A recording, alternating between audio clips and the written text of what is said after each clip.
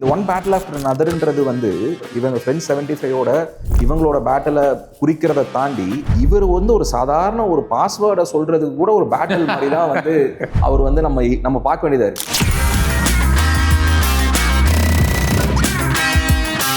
Pop வந்து தன்னுடைய பெண்ணை வந்து டேட்டு கூட்டு போகிறது ஒரு பையன் வருவான். அவனை பாவம் அந்த அப்பாவே போய் சம்மந்தம் இல்லாமல் மிரட்டுவான். மிரட்டுற டைமில் நீ இவளை என்ன நல்லா பண்ணுவியோ உன் குடும்பத்தை நான் மொத்தம் அதெல்லாம் பண்ணுவேன் நான் அப்படின்ற மாதிரியான ஒரு மிரட்டல் கொடுக்கும். Apparently Sean Penn said that a boy who came to date his daughter. அவரோட ஆக்சுவல் வாழ்க்கையில் அவர் அவங்ககிட்ட அதான் சொல்லியிருக்காரு.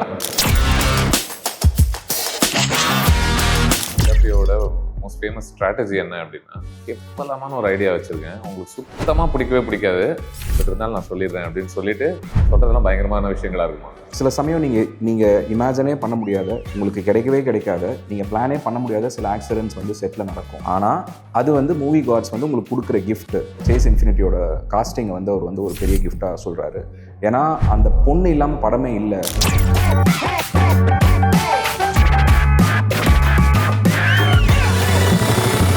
அவ்வளோ பெரிய ஒரு ஆக்டர் வந்து அந்த ஃபர்ஸ்ட் டைம் அவங்கள அந்த ப்ரைவேட் சொசைட்டியை மீட் பண்ணிட்டு அவர் வெளியே நடந்து வர்றதை வந்து காமிப்பாங்க. ஃபேஸை தான் ஃபோக்கஸ் பண்ணியிருப்பாங்க. அவர் கண்ணு கலங்கியிருக்கும். இதுக்கப்புறம் அவர் பண்ண போகிற எல்லா டிசிஷனையும் அந்த ஒரு ஷாட் வந்து என்னை கன்வின்ஸ் பண்ணுது.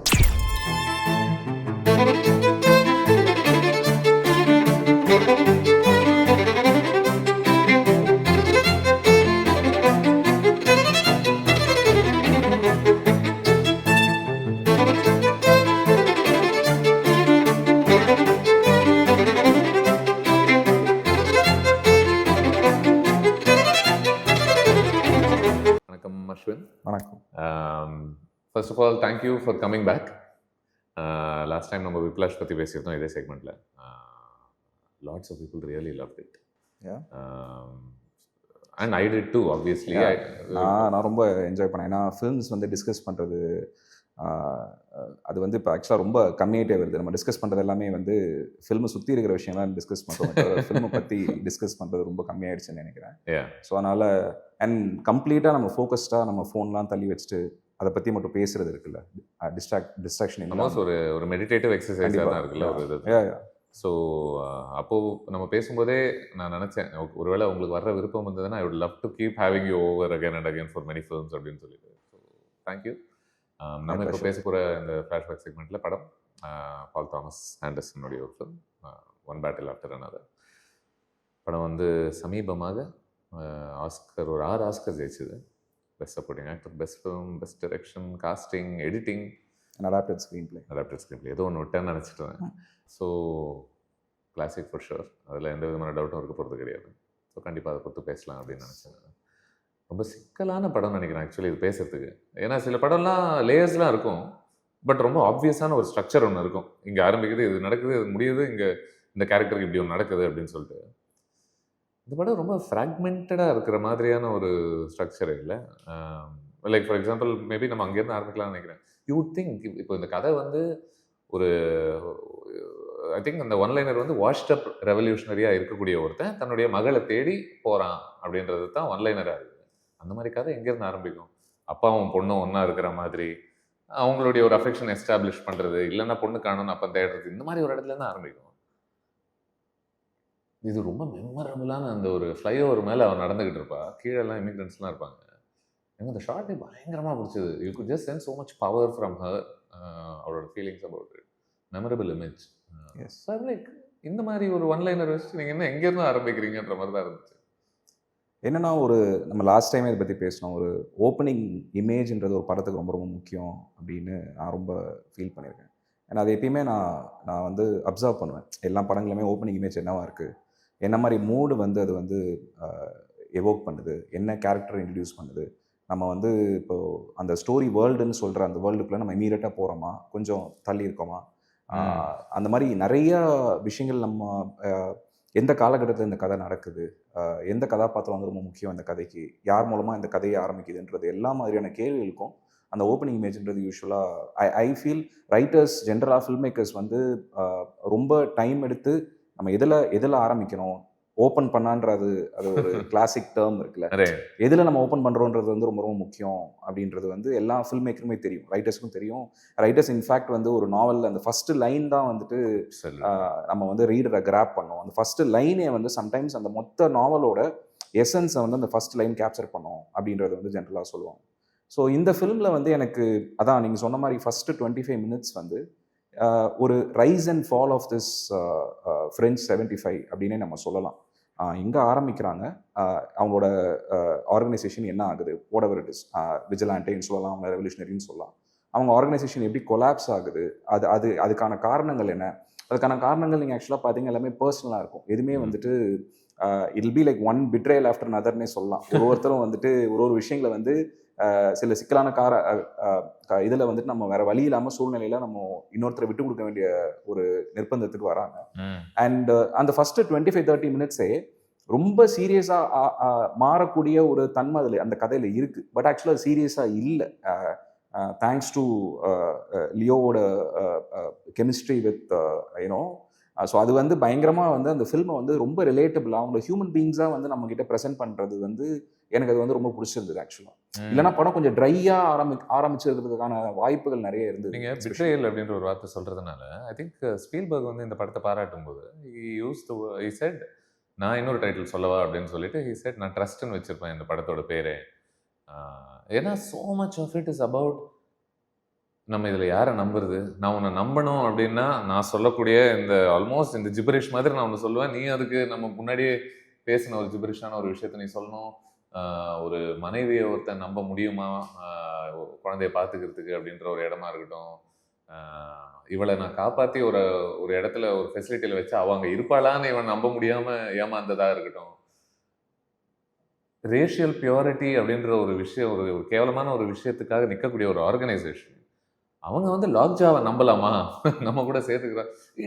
It's everywhere across the film. இல்லை யாரை நம்ப முடியும் அப்படின்ற ஒரு கான்செப்ட். இன்ஃபேக்ட் வந்து ஃபாதர் வந்து அவர் வந்து தான் பொண்ணுக்கு ஃபோன் இருக்கிறத டிஸ்கவர் பண்ணுறதே வந்து பயங்கர ஒரு பிட்ரேயல் மாதிரி தான் ஃபீல் பண்ணுவார். நான் அவளை யூஸ் பண்ண வேணான்னு சொன்னனே, அவள் ஏன் யூஸ் பண்ணுறா. ஸோ இட்ஸ் டசன் ஈவன் அது வந்து அந்த கான்டெக்ஸ்டில் நம்மளால் புரிஞ்சுக்க முடியுது. ஏன்னா ஃபோன் இருந்தால் ட்ராக் பண்ணலாம்.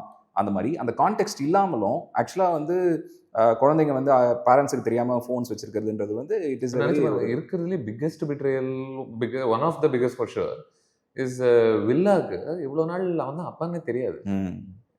அப்பான்னு நினச்சிட்டு ஒருத்தன் கூட வாழ்ந்துகிட்டு இருக்கா, அவன் இல்லை அப்படிங்கிறது she doesn't know, which really breaks her in a profound way. இவன் தான் என்னோட அப்பான்னு எவனுக்கு தெரியுதோ அவன் கொல்றதுக்காக துடிச்சுக்கிட்டு இருக்கான். ஸோ ஆல்சோ அவங்க அம்மா வந்துட்டு தான் ஒரு ஹீரோவாக நினச்சிட்டு உருவகப்படுத்திட்டு ஒரு நாள் வாழ்ந்துட்டு திடீர்னு ஒரு காலகட்டத்தில் வந்து அவளை ராட்டுன்னு சொல்லும் போது ஒரு பிட்ரேயர் உங்களால் தான் வந்து இந்த ஃப்ரெண்ட்ஸ் 75 வந்து இல்லாமல் போச்சுன்னு அவளுக்கு தெரியும் போது அதுவுமே அவளை பயங்கரமாக பாதிக்குது. there's a line somewhere that says எல்லா ரெவல்யூஷன்ஸுமே ஒரு கெட்டவனையோ ஒரு கெட்ட ஒரு விஷயத்தையோ தோக்கடிக்கணும் அப்படின்ற ஒரு நோக்கத்துலேருந்து ஆரம்பிக்கும். ஆனால் they end up fighting among themselves அப்படின்ற மாதிரி. அப்போது அந்த ட்ரஸ்டே ரொம்ப முக்கியமாக இருக்குல்ல. நம்ம எல்லாரும் எங்கே அசைக்க முடியாத அளவுக்கு நம்ம ஒன்றா இருந்தால் மட்டுமே வேற ஒரு பவர்ஃபுல்லான ஒரு அட்வர்சரியை நீ கொஞ்சமாவது அக்கௌண்டபிளாக வச்சுக்க முயற்சி பண்ண முடியும். ஆமாம், கண்டிப்பாக. ஏன்னா இப்போது படத்தில் வந்து 2 பேர் வந்து இந்த மாதிரி இமிக்ரெண்ட்ஸ்க்கு கஷ்டப்படுறவங்களுக்கு ஹெல்ப் பண்ணுற மாதிரி 2 பேரை காட்டுறாங்க. ஒருத்தர் வந்து நம்ம ஃபர்ஸ்ட் வியூவிங்கில் அவர் அந்த மாதிரி ஒரு விஷயத்தை நடத்துகிறாருன்னே நமக்கு தெரியாது, அவ்வளோ குவைட்டான ஒரு விஷயம் இருக்கும். இன்னொன்று பார்த்தீங்கன்னா ரொம்ப ஃப்ளாம்பாயண்ட்டாக எல்லாருக்கும் தெரிகிற மாதிரி. இப்போ அவங்க ஒரு பேங்க்குள்ளே போனாலும் அவங்க தங்களை அனௌன்ஸ் பண்ணுற விதம் இருக்குல்ல, அவங்க எங்கே போனாலுமே அந்த ஒரு ஹீரோ ஆல்மோஸ்ட் லைக் அவங்க வந்து தன்னை ஹீரோவாக ப்ரொஜெக்ட் பண்ணிக்கக்கூடிய ஒரு தன்மை அவங்களுக்கு இருக்குது. அவள் வந்து ஃபோனில் யார்ட்டையாவது பேசினாலோ இல்லை ஒரு த்ரெட்டை இஷ்யூ பண்ணாலோ இல்லை ஒரு இடத்துக்கு போய் தன்னை அனௌன்ஸ் பண்ணுற விதம் சொல்லிட்டு அவர் இவங்கிட்ட சொல்கிறதே, பாப் கிட்ட சொல்கிறதே பயங்கரமாக பட்டாசுலாம் வெடிச்சு தெரியும் எல்லாருக்கும் அனௌன்ஸ் பண்ணுன்ற.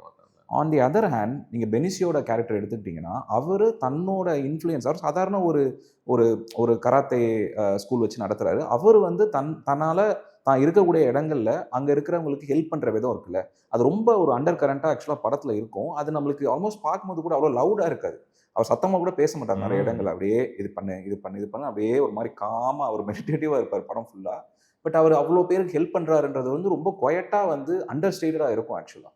ஸோ இனவே ஃபில்ம் வந்து நம்மளுக்கு 2 சைடையுமே காட்டுது. இப்போ நம்ம ரெவல்யூஷனரின்னு ஒரு காசுக்காக ஃபைட் பண்ணுறவங்க அது கொஞ்சம் மிஸ்கைடடாக ஆனால் எந்த அளவுக்கு அது வந்து பேக் ஃபேர் ஆகுன்றதையும் காட்டுறாரு.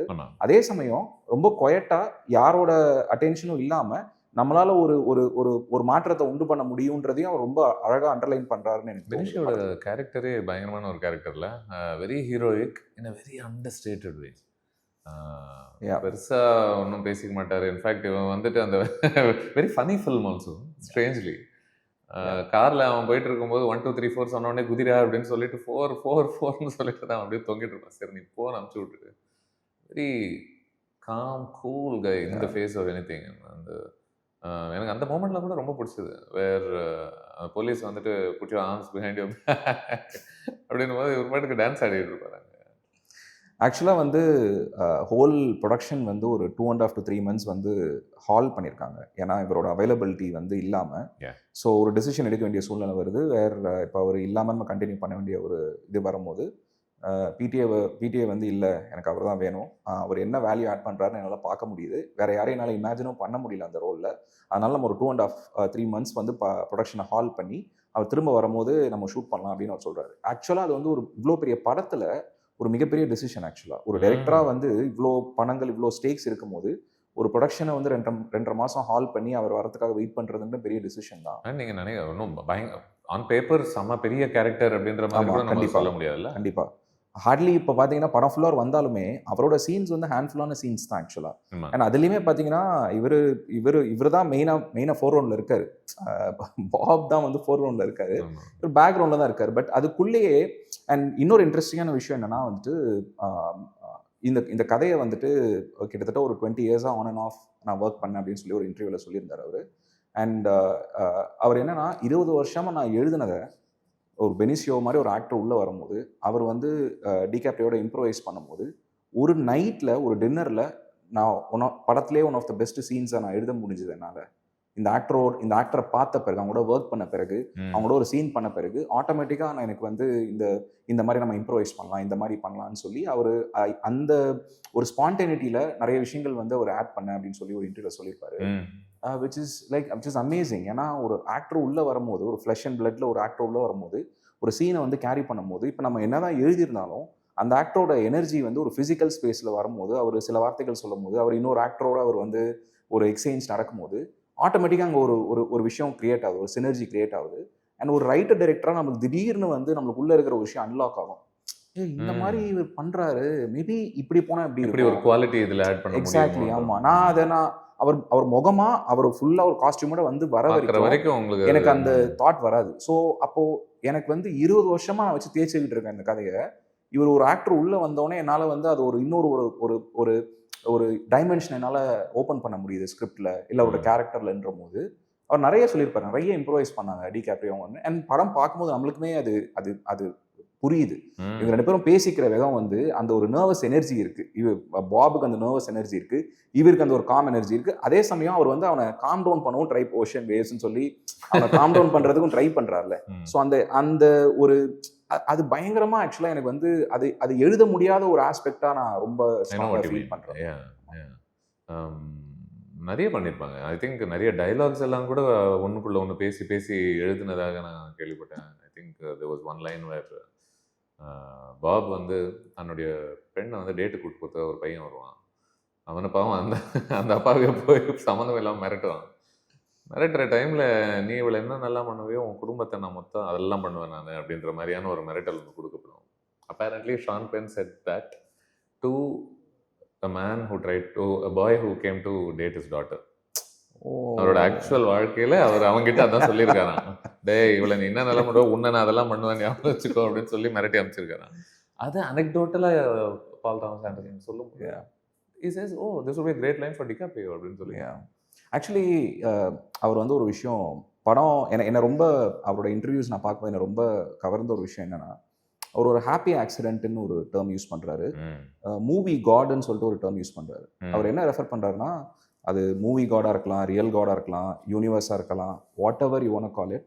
அவர் என்ன சொல்றாருன்னா, சில சமயம் நீங்கள் இமேஜினே பண்ண முடியாத உங்களுக்கு கிடைக்கவே கிடைக்காத, நீங்கள் பிளானே பண்ண முடியாத சில ஆக்சிடென்ட்ஸ் வந்து செட்டில் நடக்கும்.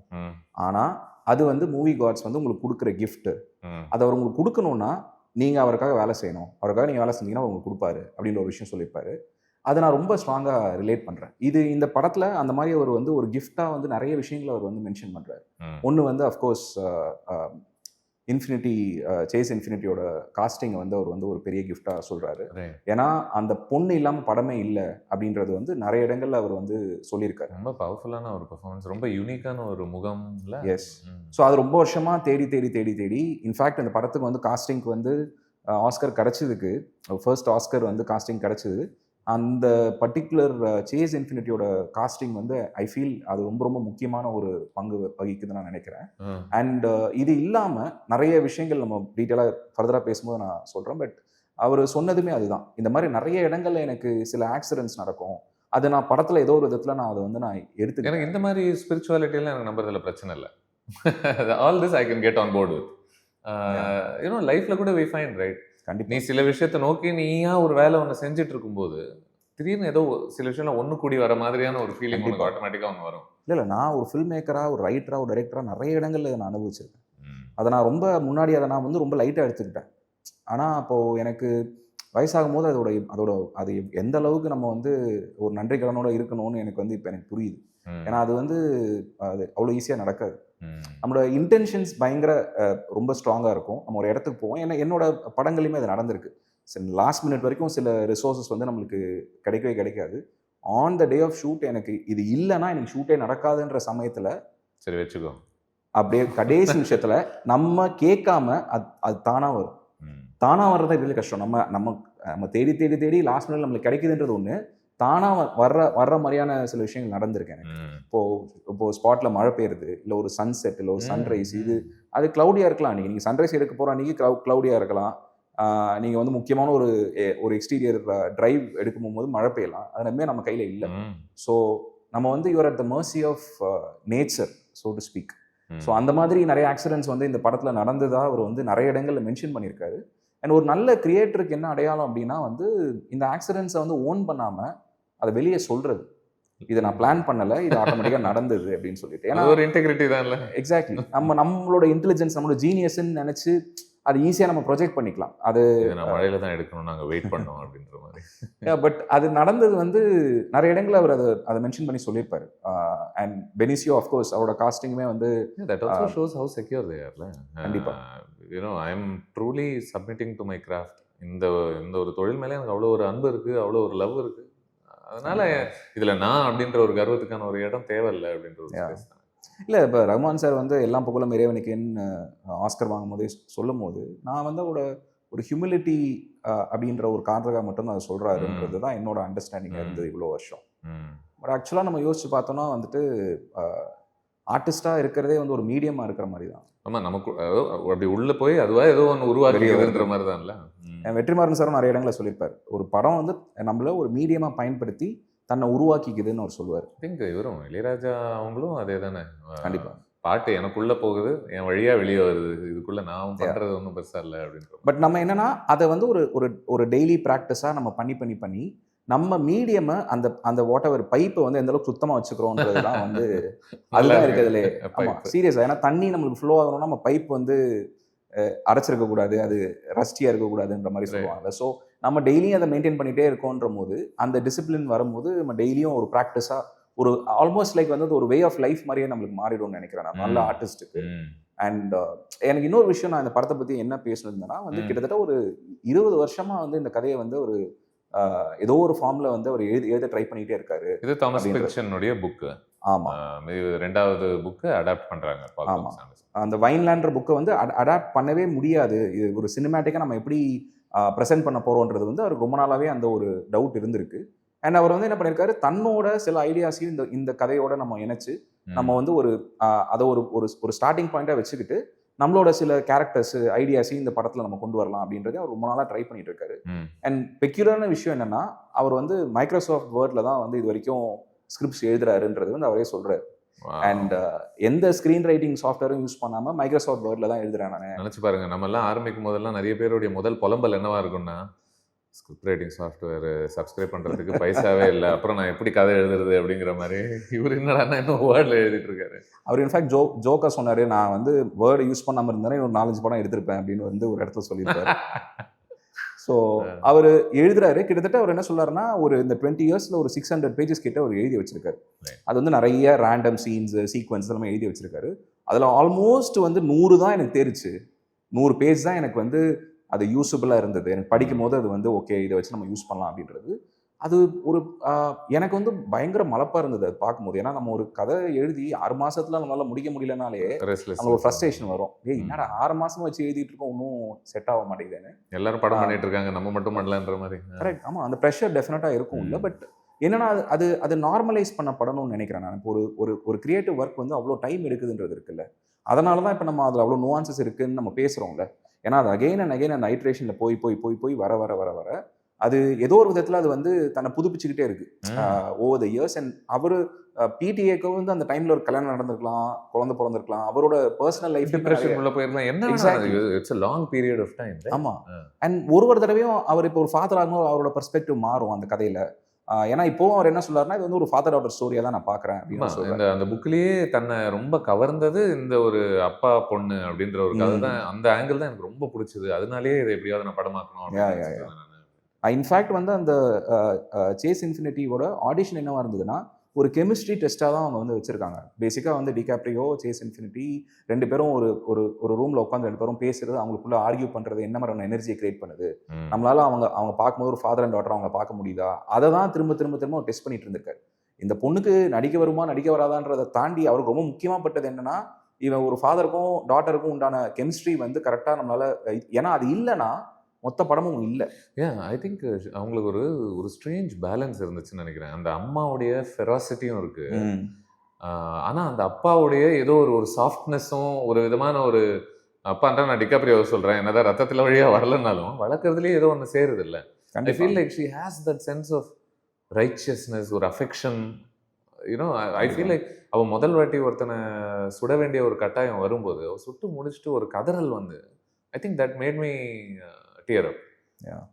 The way she screams about, okay, என்ன எதுக்கு இதெல்லாம் பண்ண வைக்கிறீங்க, நான் ப்ராக்டிஸ் பண்ணியிருக்கேன், சுட்டு ஃபுல்லாக ப்ராக்டிஸ், அப்படி இருந்தாலும் it's not the same as actually shooting. ஒருத்தர் உயிர் எடுக்கிறதுன்றது ஒரு மிகப்பெரிய, that really something about her, அவளோட சோல் அதிலிருந்து constantly it was coming out. ஆமாம். ஈவன் நீங்கள் அதோட காஸ்டியூம் டிசைன் பார்த்தீங்கனாலே, அவங்க காஸ்டியூம் பார்த்தீங்கனாலே அது நிறைய விஷயங்களை அதை ரெப்ரசென்ட் பண்ணுது. அவள் வந்து இன்னும் ஒரு பொண்ணு தான், ஒரு கேர்ள் தான், அவள் இன்னும் வந்து she is not an adult yet அப்படின்றதையும் அந்த காஸ்டியூம் சொல்லுது.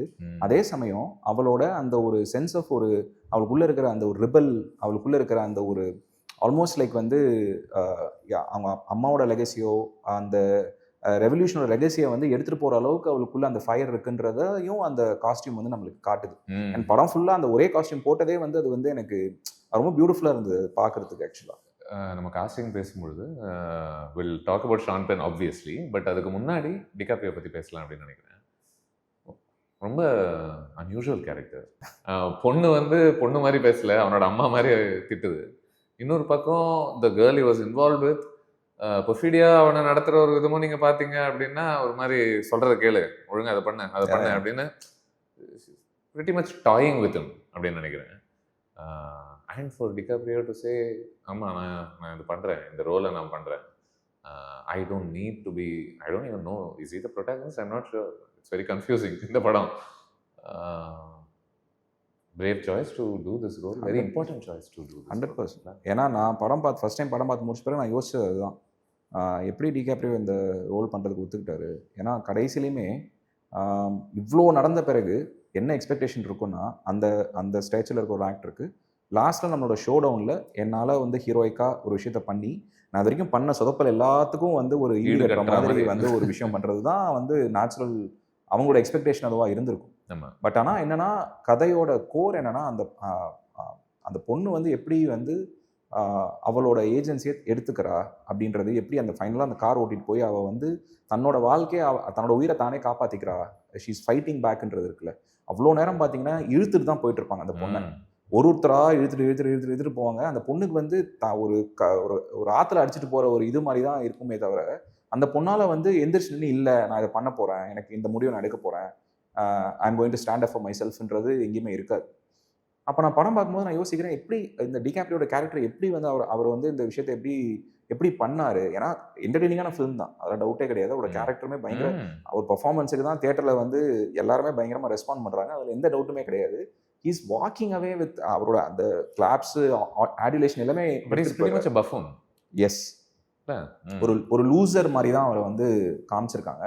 அண்ட் எனக்கு என்ன தோணுச்சுன்னா வந்து, அவர் இந்த ஒன் பேட்டில் ஆஃப்டர் anotherன்றது வந்து இவங்க ஃப்ரெண்ட்ஸ் 75ஓட இவங்களோட பேட்டிலை குறிக்கிறத தாண்டி, இவர் வந்து ஒரு சாதாரண ஒரு பாஸ்வேர்டை சொல்றதுக்கு கூட ஒரு பேட்டில் மாதிரி தான் வந்து அவர் வந்து நம்ம பார்க்க வேண்டியதாக இருக்குது. ஆக்சுவலாக இவர் தான் சொல்லணும்.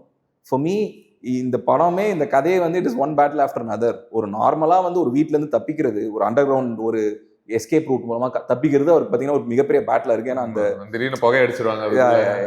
அதுக்கப்புறம் வந்து ஒரு நார்மலா ஒரு அந்த பொண்ணோட வந்து ராந்தேவோ பாயிண்ட் வந்து தெரிஞ்சுக்கணும்னா, இந்த பாஸ்வேர்ட் சொல்லணும்னா அந்த பாஸ்வேர்ட் ஞாபகம் வர மாட்டேங்குது. அவன் வந்து இல்லாததா பயங்கர ஃபனி சீன்.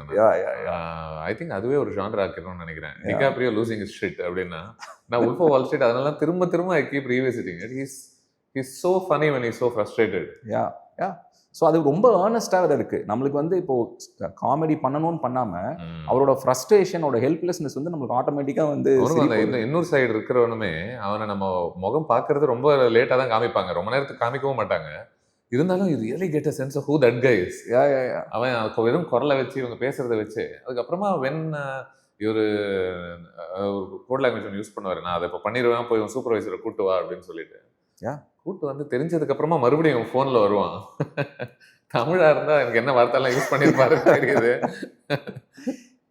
குர்ரா பாஸ்வேர்டுன்ற மாதிரி. ஆமா, அவர் எடுக்கிற முயற்சி தான் வந்து அவரை கேரக்டரைஸ் பண்ணுதுன்னு நினைக்கிறேன் இந்த படத்துல. அவர் கடைசியில என்ன அடைஞ்சாருன்றதை தாண்டி அவர் பொண்ணு அடையிறதுக்கு தான், அவர் பொண்ணை காப்பாத்துறதான் முயற்சி பண்றாரு. பொண்ணு கடைசியில தன்னை தானே காப்பாத்திக்கிறான்.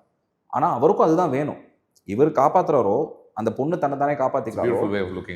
S, and also most importantly படத்தோட அந்த இவ்வளோ வருஷத்துக்கு அப்புறம் அந்த பொண்ணை வந்து, அந்த பொண்ணையும் அவங்க வந்து ஒரு செப்பரேட்டாக ஒரு ஆஃப் த கிரிட் வாழ்ந்துட்டு இருக்காங்க. அப்போது ஒரு வெளியே போகணுன்னாலும், ஒரு கார் வந்தாலும் வந்து அவ்வளோ ஒரு பேரனோயா இருக்குது அந்த கேரக்டருக்கு. அவளை வெளியே விடுறதுக்கு, அவளை வந்து இண்டிபெண்டண்டாக இது பண்ணுறதுக்கு கேட்டாலே பதற ஒரு கேரக்டர். கடைசியில் கிளைமேக்ஸில் அவளை வந்து தனியாக காரில் அனுப்புறாருல, அதுதான் அவரோட ஆர்க்கா நான் பார்க்குறேன். அப்போ கூட அவ அசிங்கப்படுத்திட்டு தான் போவா.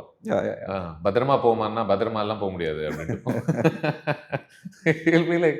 சரி ஓகே, நான் சொல்றத நான் சொல்லிட்டேன், நீ பண்றத நீ பண்ணு, அண்ட் என்னால ஐ கேன் லிவ் வித் இட்ன்ற ஒரு விஷயம் இருக்குல்ல. கண்டிப்பா.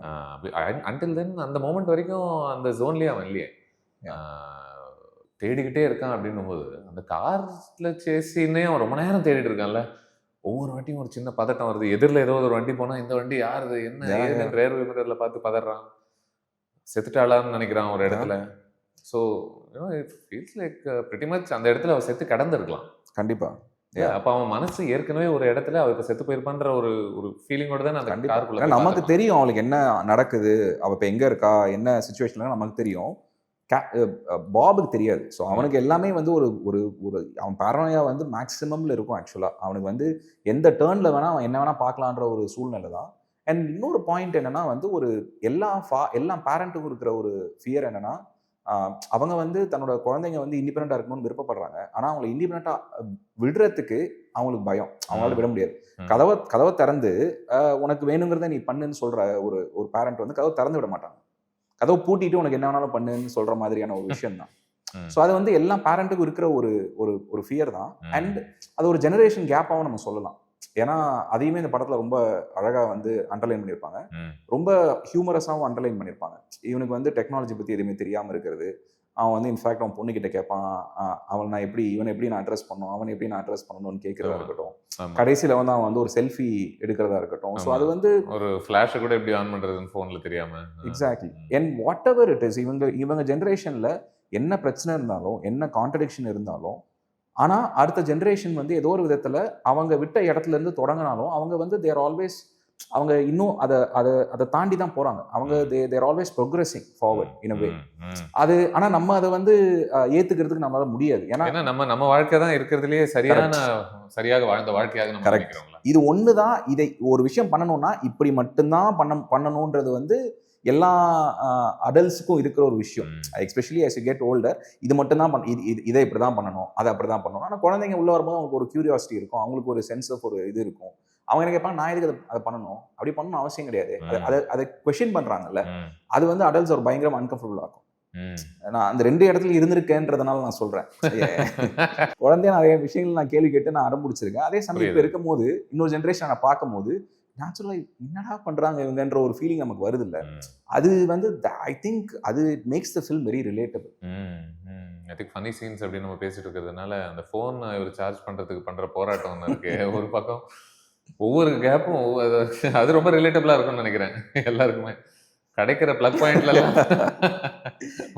வச்சு இங்க இல்லடா அங்க இங்கேயும் இல்லையா இங்கேயும் இல்லையான்னு சொல்லிட்டு. இன்ஃபேக்ட் பெனிசியோ வந்து வேற யாரோ திட்டுவாரு, ஃபோன்ல இருந்து முதல்ல வெளில வாங்குவான், அவன் வந்து தன்னை தான் திட்டுறாங்கன்னா நான் இப்பதான் சார்ஜ் பண்றேன் நானு அப்படின்ற மாதிரி அவர் சொல்லுவார். அவர் ஆக்சுவலா அது ரொம்ப ஃபார்சிக்கலா இருக்கும். ஆக்சுவலா அந்த ஹோல் சீக்வன்ஸே வந்து நம்மளுக்கு எப்படியாவது சார்ஜ் பண்ணட்டும் அப்படின்ற ஒரு ஃபீலிங் வந்துடும் ஒரு பாயிண்ட்டுக்கு மேல. வியர்ட்லி அதான் எனக்கு இந்த படம் வந்து சச் a strange film.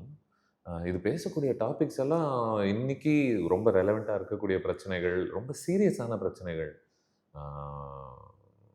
மனித உயிர்கள்லாம் எவ்வளோ சுலபமாக இழந்துகிட்டு இருக்கோம் அப்படின்னு பேசக்கூடிய ஒரு விஷயம். எவ்வளோ கேவலமாக நடத்துகிறோம் எத்தனை பேருன்னு, இவ்வளோ டீப்பான விஷயங்கள் பேசும்போது இது நடுவில் சட்டையராக பண்ணுது, கூஃபியாக காமெடி பண்ணுது. அப்பப்போ ஏதோ கேப் கிடைக்கும் போதெல்லாம் லைக் முதல் முறை வந்து பர்ஃபீடியா வந்து அவங்கள we are declaring வார்ன்னு சொல்கிற இடத்துல பார்த்தா நம்ம பேசிகிட்டு இருந்தோம். வார் மட்டும் இல்லை, ஃபர்ஸ்ட் கெட் அப் அப்படின்றா, நான் அதை ஒன்றை சொல்லலை அதை சொல்கிறேன் அப்படின்ற மாதிரி ஒரு scene. It makes all these tonally weird choices from time to time. How did you see it as a filmmaker? I think வந்து ஏதோ ஒரு விதத்தில் நம்ம ஒரு ஒரு சீரியஸான ஒரு கதையில் ஒரு ஹியூமர் கொண்டு வரும்போது, ஆர்கானிக்காக கொண்டு வரும்போது, வாட் எவர் வே, ஒரு ரைட்டராக நம்மளுக்கு நிறைய நம்மளுக்குன்னு டூல்ஸ் இருக்கும். இந்த மாதிரி ஹியூமர் எடுத்துகிட்டு வரலாம். Any thing that Dras the audience. நம்ம வந்து ஆடியன்ஸை வந்து பார்ட்டிசிபேட் பண்ண வைக்கிறோம்னு நினைக்கிறோம் ஒரு ஃபிலிமில். இல்லைனா நம்ம அவங்க வந்து எப்பயுமே ஒரு டிஸ்டன்ஸ்லேயே இருக்கிறதுக்கான வாய்ப்புகள் இருக்கு. அவங்க சிரிக்கும் போது என்ன ஆகுதுன்னா அந்த படத்தோட பார்ட்டிசிபேட் பண்ணுறாங்க. ஒரு எமோஷனல் கனெக்ஷன் வந்து அவங்களுக்கு ஃபோர்ஸ் ஆகுது. ஸோ அது நம்ம ஆடியன்ஸோட டிஃபென்சஸை உடைக்கிறதுக்கான வந்து ரொம்ப ஈஸியான வழி என்னன்னா ஹியூமர் தான். அது நம்ம ஊர்லேயே நிறைய ஃபில்ம் மேக்கர்ஸ் வந்து அதை பயங்கரமாக தெரிஞ்சு வச்சுக்கிட்டதுனால தான் வந்து இன்றைக்கும் வந்து மக்களிடத்துல அவங்களுக்கு அவ்வளோ பெரிய ஒரு அபிப்பிராயமும் ஒரு அன்பும் இருக்குன்னு நான் நினைக்கிறேன். ஸோ இப்போ 4 பேர் ஒருத்தர் நீங்கள் சிரிக்க வச்சிட்டிங்கன்னா அந்த ரூமில் இருக்கிற டென்ஷன், அந்த ரூமில் இருக்கிற டவுட்ஸ், அந்த ரூமில் இருக்கிற ஈகோ எல்லாமே டபார்னு உடஞ்சிரும். ஆட்டோமேட்டிக்காக நம்மளுக்கு வந்து ஒரு நெருக்கம் ஏற்படும். அந்த கேர்ஃபுல்லாக ஆல்மோஸ்ட் சிரிக்க வைக்கிறதுக்குன்னே செட் பீசஸ் உருவாக்குன மாதிரி தான் தோணுது. கண்டிப்பாக லைக் அந்த ஃபோன் சார்ஜ் விஷயம்லாம் கண்டிப்பாக சஸ்டெயின்டாக நடக்கிற ஒரு விஷயம் இல்லை ஆக்சுவலாக. அண்ட் ஆல்சோ பிடிஏக்கு வந்து ஜென்ரலாகவே வந்து ஒரு மெயின் ஸ்ட்ரீம் ஃபிலிம் எக்ஸ்பீரியன்ஸ்னால ஒரு மிகப்பெரிய அவருக்கு ஒரு ஈர்ப்பு இருக்குது. ஆக்சுவலாக ஒரு ஃபேமஸான ஸ்டோரி என்னென்னா, அவர் வந்து நியூயார்க் யூனிவர்சிட்டியில் இருக்கிற ஃபிலிம் ஸ்கூலில் வந்து அவர் வந்து ஜாயின் பண்ணும்போது ஃபர்ஸ்ட் டே வந்து அந்த ஸ்க்ரீன் ரைட்டிங் ப்ரொஃபஸர் வந்து என்ன சொல்கிறாருன்னா, டெர்மினேட்டர் 2 மாதிரி ஸ்க்ரீன் பிளே எழுதுறதுக்கு நீங்கள் வந்திருந்தீங்கன்னா இங்கே இருக்காதீங்க, போயிடுங்கன்னு சொல்கிறார். அப்போ இவர் பிடிஏ யோசிக்கிறாரு, எனக்கு டெர்மினேட்டர் படமும் பிடிக்கும், what if I want to right a film like that. So he left. ஆமாம், அங்கேருந்து கிளம்பினவர் தான். அதுக்கப்புறமா சரி போங்கடா நீங்களும் உங்கள் ஸ்கூல்னு சொல்லிட்டு கிளம்பினவர். அண்ட் இன்ஃபேக்ட் கோயின்சிடென்டலி இந்த படம் டெர்மினேட்டர் 2 நிறைய விதத்தில் வந்து மிரர் பண்ணுதுன்னு நான் ஃபீல் பண்ணுறேன். ஏன்னா ரெண்டுமே பார்த்தீங்கன்னா ஒரு விதத்தில் சேஸ் ஃபில்ம் தான்.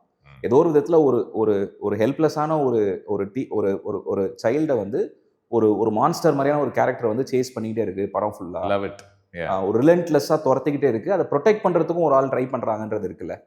ஈவன் தோ அர்னால்ட் ஷ்வார்ஸ்நெகர் மாதிரி இவர் வந்து எஃபெக்டிவான ஒரு ஆளாக இல்லாமல் இருந்தாலும் உண்மை அந்த டெர்மினேட்டர் 2 ஒரு ஆக்ஷன் ஒரு அட்ரினலின் ரஷ் வந்து படம் ஃபுல்லாக இருந்துகிட்டே இருக்கு. ஏன்னா அவங்க வந்து கான்ஸ்டன்ட்டாக வந்து இப்போ அவங்க ஒரு இடத்துல இருந்து போனாங்கன்னா அந்த இடத்துக்கு வந்துடுறாங்க. அந்த கதவை உடைக்கும் போதே மேலே வந்து நின்றுட்டு இருக்காங்க. ஸோ அப்போ ஒரு நம்ம ப்ரீதிங் டவுன் சம்மன்ஸ் நெக்குன்னு சொல்லுவாங்கல்ல, இந்த படத்துலயும் அந்த சஸ்பென்ஸ் கான்ஸ்டன்டா இருக்குன்னு நினைக்கிறேன். கண்டிப்பா எப்போ வேணா என்ன வேணா யாருக்கு வேணா நடக்கும் அப்படின்ற ஒரு பீதியை நம்ம மனசுல ஆழமா விதைச்சிருக்கு இந்த படம். ஆமா, ஏன்னா யாருமே இதுல சேஃபா இருக்கிற ஒரு ஃபீலிங்கே உங்களுக்கு கிடைக்கவே கிடைக்காது ஒரு இடத்துல கூட. And what an achievement that is, right? Absolutely. ஏன்னா மோஸ்ட் ஆஃப் நம்ம படங்கள்லாம் நிறைய பார்க்கும்போது நீங்க ஆணித்தனமா சொல்லலாம், படம் முடிகிற வரைக்கும் இவனுக்கு எதுவுமே ஆகாது, இவளுக்கு எதுவுமே ஆகாதுன்னு ஒரு அளவுக்கு. பட் இந்த படத்துல நீங்க யாருக்குமே அப்படி சொல்ல முடியாதுல்ல. அதுக்கு முக்கியமான காரணம் என்னன்னா, அந்த ஃப்ரெண்ட்ஸ் 75 வந்து அவங்க அந்த மெம்பர்ஸை வந்து சுட்டுக் கொள்ற அந்த ஒரு சீன் இருக்கும், சீக்வன்ஸ் இருக்கும்.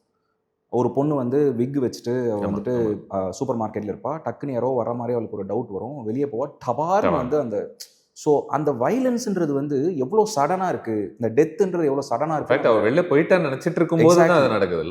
அவங்க சேஃப் ஆயிட்டாங்க நம்ம நினைக்கும் போது அவங்க ஒரு செகண்ட்ல வந்து உயிரிழக்கிறது வந்து நம்மளுக்கு ஒரு ஸ்ட்ராங்கான ஒரு இதை கிரியேட் பண்ணிடுது. which I think is a very interesting device employed in this film நினைக்கிறேன். கண்டிப்பா. ஏன்னா நம்ம லாக்ஜாவோட கேரக்டர் எடுத்துக்கிட்டோம்னா கூட எந்த இடத்துல அவன் இருக்கிறதுலயே சேஃப் ஆயிட்டான், செட் ஆயிடுச்சு, எல்லாரையும் சார்ட் அவுட் பண்ணிட்டான், அவனுக்கு வேண்டிய ஒரு விஷயம் நடந்துருச்சு, அந்த ஆஃபீஸ்ல அப்படி சாஞ்சு உட்காந்துட்டான் அப்படின்னு நம்ம நினைக்கும் போது தான் அவனுக்கு ஒரு பயங்கரமான ஒரு விஷயம் அங்க நடக்குது. So it feels like any time somebody thinks abada I am safe அப்படின்னு நினைக்கும் போதெல்லாம் something horrible seems to happen. Definitely. ஏன்னா ரொம்ப மேட்டர் ஆஃப் ஃபேக்டாக தான் இந்த படத்தில் வயலன்ஸ் நடக்குது. இப்போ ஃபார் எக்ஸாம்பிள் அந்த அவர் வந்து ஒரு மர்சனரியை ஹையர் பண்ணி லாக்ஜாவை கொல்றதுக்காக அனுப்புறாரு. ஸோ காரில் 2 பேரும் ஒரே இதில் வந்துட்டு இருக்காங்க. அப்போ ஒரு சும்மா வந்து இந்த விண்டோ இறக்க சொல்றாரு. ஆல்மோஸ்ட் லைக் அவர் ஏதோ ஒரு விஷயம் சொல்ல வராருன்னு பார்த்தா டபார்னு வந்து சுட்டு அந்த சீனே வந்து பார்த்தீங்கன்னா ஒரு எம்டி ஃப்ரேம்ல திடீர் அந்த கார் வந்துட்டு அப்படியே டீரெயில் ஆகி போய் விழுறது வந்து அந்த வெலாசிட்டி பயங்கரமா இருந்துச்சு எனக்கு. It did not feel cinematic ஒரு விதத்துல கூட. அந்த ஸ்பீட்ல போகக்கூடிய ஒரு கார் அந்த இம்பாக்ட் என்னவாக இருக்கும், அந்த கேஆஸ் ஆஃப் இட் எவ்வளோ குவிக்கா பெரிய ஒரு விஷயம் நடக்கும். எனக்கு ரொம்ப பிடிச்சது ஹவு தே ஷாட். அந்த கார் வந்து அந்த ஹைட்ல இருந்து ஃபாலிங் ஆஃப் கிளிஃப் மாதிரி. இது எல்லாமே இந்த வயலன்ஸ் வந்து இங்கே எவ்வளோ குயிக்காக இருக்கு, எவ்வளோ குவைட்டாக இருக்கு, இன்னெவிட்டபிளாக இருக்குன்றத முதல்ல இருந்தே அவங்க வந்து அண்டர்லைன் பண்ணிட்டே இருக்கும்போது this makes the climax sequence all the more tense. ஏன்னா இவ்வளோ கிரவுண்ட் ஒர்க் ஆல்மோஸ்ட் ஒரு 2 hours 10 minutes வந்து நீங்கள் அந்த கிரவுண்ட் ஒர்க்கை வந்து போட்டிருக்கீங்க, அவ்வளோ ஸ்ட்ராங்காக போட்டிருக்கீங்க. அப்போது நமக்கு தெரியும் என்ன வேணால் நடக்கலாம், இங்கே யார் வேணாலும் இறந்து போகலாம் அப்படின்ற ஒரு ஃபீலிங் நமக்கு வரும்போது அந்த கிளைமேக்ஸ் வந்து இன்னுமே வந்து அதனால வில்லா கையில் கன் இருக்கும்போது எதிரில் இருக்கிறது உங்களுக்கு பாபா இருந்தாலும் கூட சுற்றுவாளோ அப்படின்ற ஒரு சின்ன பயம் கூட இருக்குல்ல. நீ யாரு அப்படின்னு அவ கேட்கும்போது நான் அப்பா அவ மறுபடியும் அந்த கோடை சொல்லிட்டு அந்த கோட் லாங்குவேஜ் நான் சொல்லலைன்னா எனக்கு தெரிஞ்சு சுட்டாலும் சுட்டுருப்பான்னு நினைக்கிறேன். ஏன்னா ஷி வாஸ் ரியலி என்ன சொல்றது ஒரு சர்வைவல் மோட்ல இருக்கிற அட்ரினலின்ல இருக்கா சவுண்ட்னா இருந்தா நான் சொல்ற விஷயத்துக்கு நீ பதில் பேசலன்னா சுட்டு போயிட்டே இருப்ப, நீ எவனா வேணா இருந்துக்கோ. எக்ஸாக்ட். இன்ஃபேக்ட் வந்து அதை தான் வந்து படம் ஃபுல்லா அவளுக்கு சொல்லி கொடுக்குற விஷயம் அதுதான். கடைசியில் அவனுக்கே அதை யூஸ் பண்ணும்போது தான் வந்து சரி ஓகே நம்ம வந்து அந்த டிரான்சிஷன்றது முடிஞ்சிருச்சு இப்போ அப்படின்றத வந்து அது காட்டுது. ஆக்சுவலாக ஐ ஃபீல் லைக்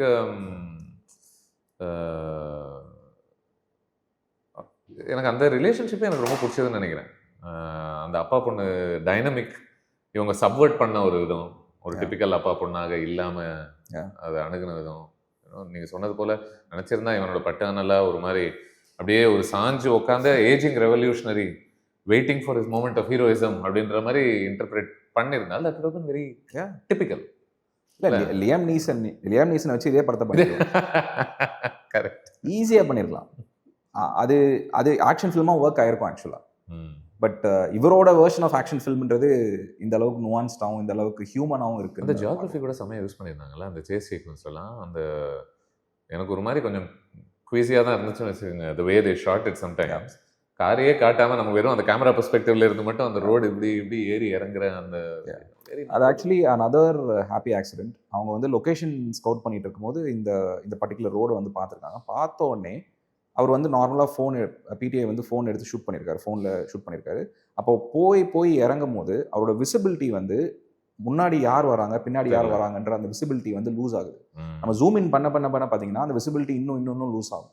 அப்போ ஆட்டோமேட்டிக்காக அந்த காரை ஓட்டுறவங்களுக்கு அடுத்த பெண்ட்ல யார் இருக்கான்னு அவங்களால அனுமானிக்க முடியாது. யார் விடுங்க ரோடு இருக்கான்னு கூட தெரியாது. ஆமா எக்ஸாக்ட்லி. நம்மளுக்கு வந்து எல்லாமே சர்ப்ரைஸா இருக்கும். ஸோ அது வரும்போது என்ன ஆகுதுன்னா அந்த ஹோல் கிளைமேக்ஸ் அந்த கார் சேஸை வந்து நம்ம ரீரைட் பண்ணலாம்னு சொல்லிட்டு அவர் மொத்த சீனையுமே ரீரைட் பண்ணியிருக்காரு. ஏன்னா இது எத்தனை பேரால இதை இமேஜின் பண்ணி எழுத முடியும் நமக்கு தெரியாது. இமேஜின் பண்ணாலும் இது இவ்வளோ பெரிய ஸ்ட்ரெச் நீங்க எப்படி கன்ஸ்ட்ரக்ட் பண்ணி இது ஒரு படமா நீங்க it's not at all easy. Absolutely with you. இது வந்து ஒரு லொகேஷனா உங்களுக்கு அமைஞ்சா மட்டும்தான் அதுக்கப்புறமா அதை எப்படி நான் அதை நான் அடாப்ட் பண்ணிக்க முடியும் அப்படின்றது. And what is very interesting is that நீங்க சொல்ற மாதிரி அந்த பெர்ஸ்பெக்டிவ், அந்த விஸ்டா விஷன் கேமராஸ் அவங்க என்ன பண்றாங்கன்னா as closer to the ground as possible வந்து அவங்க மவுண்ட் பண்றாங்க.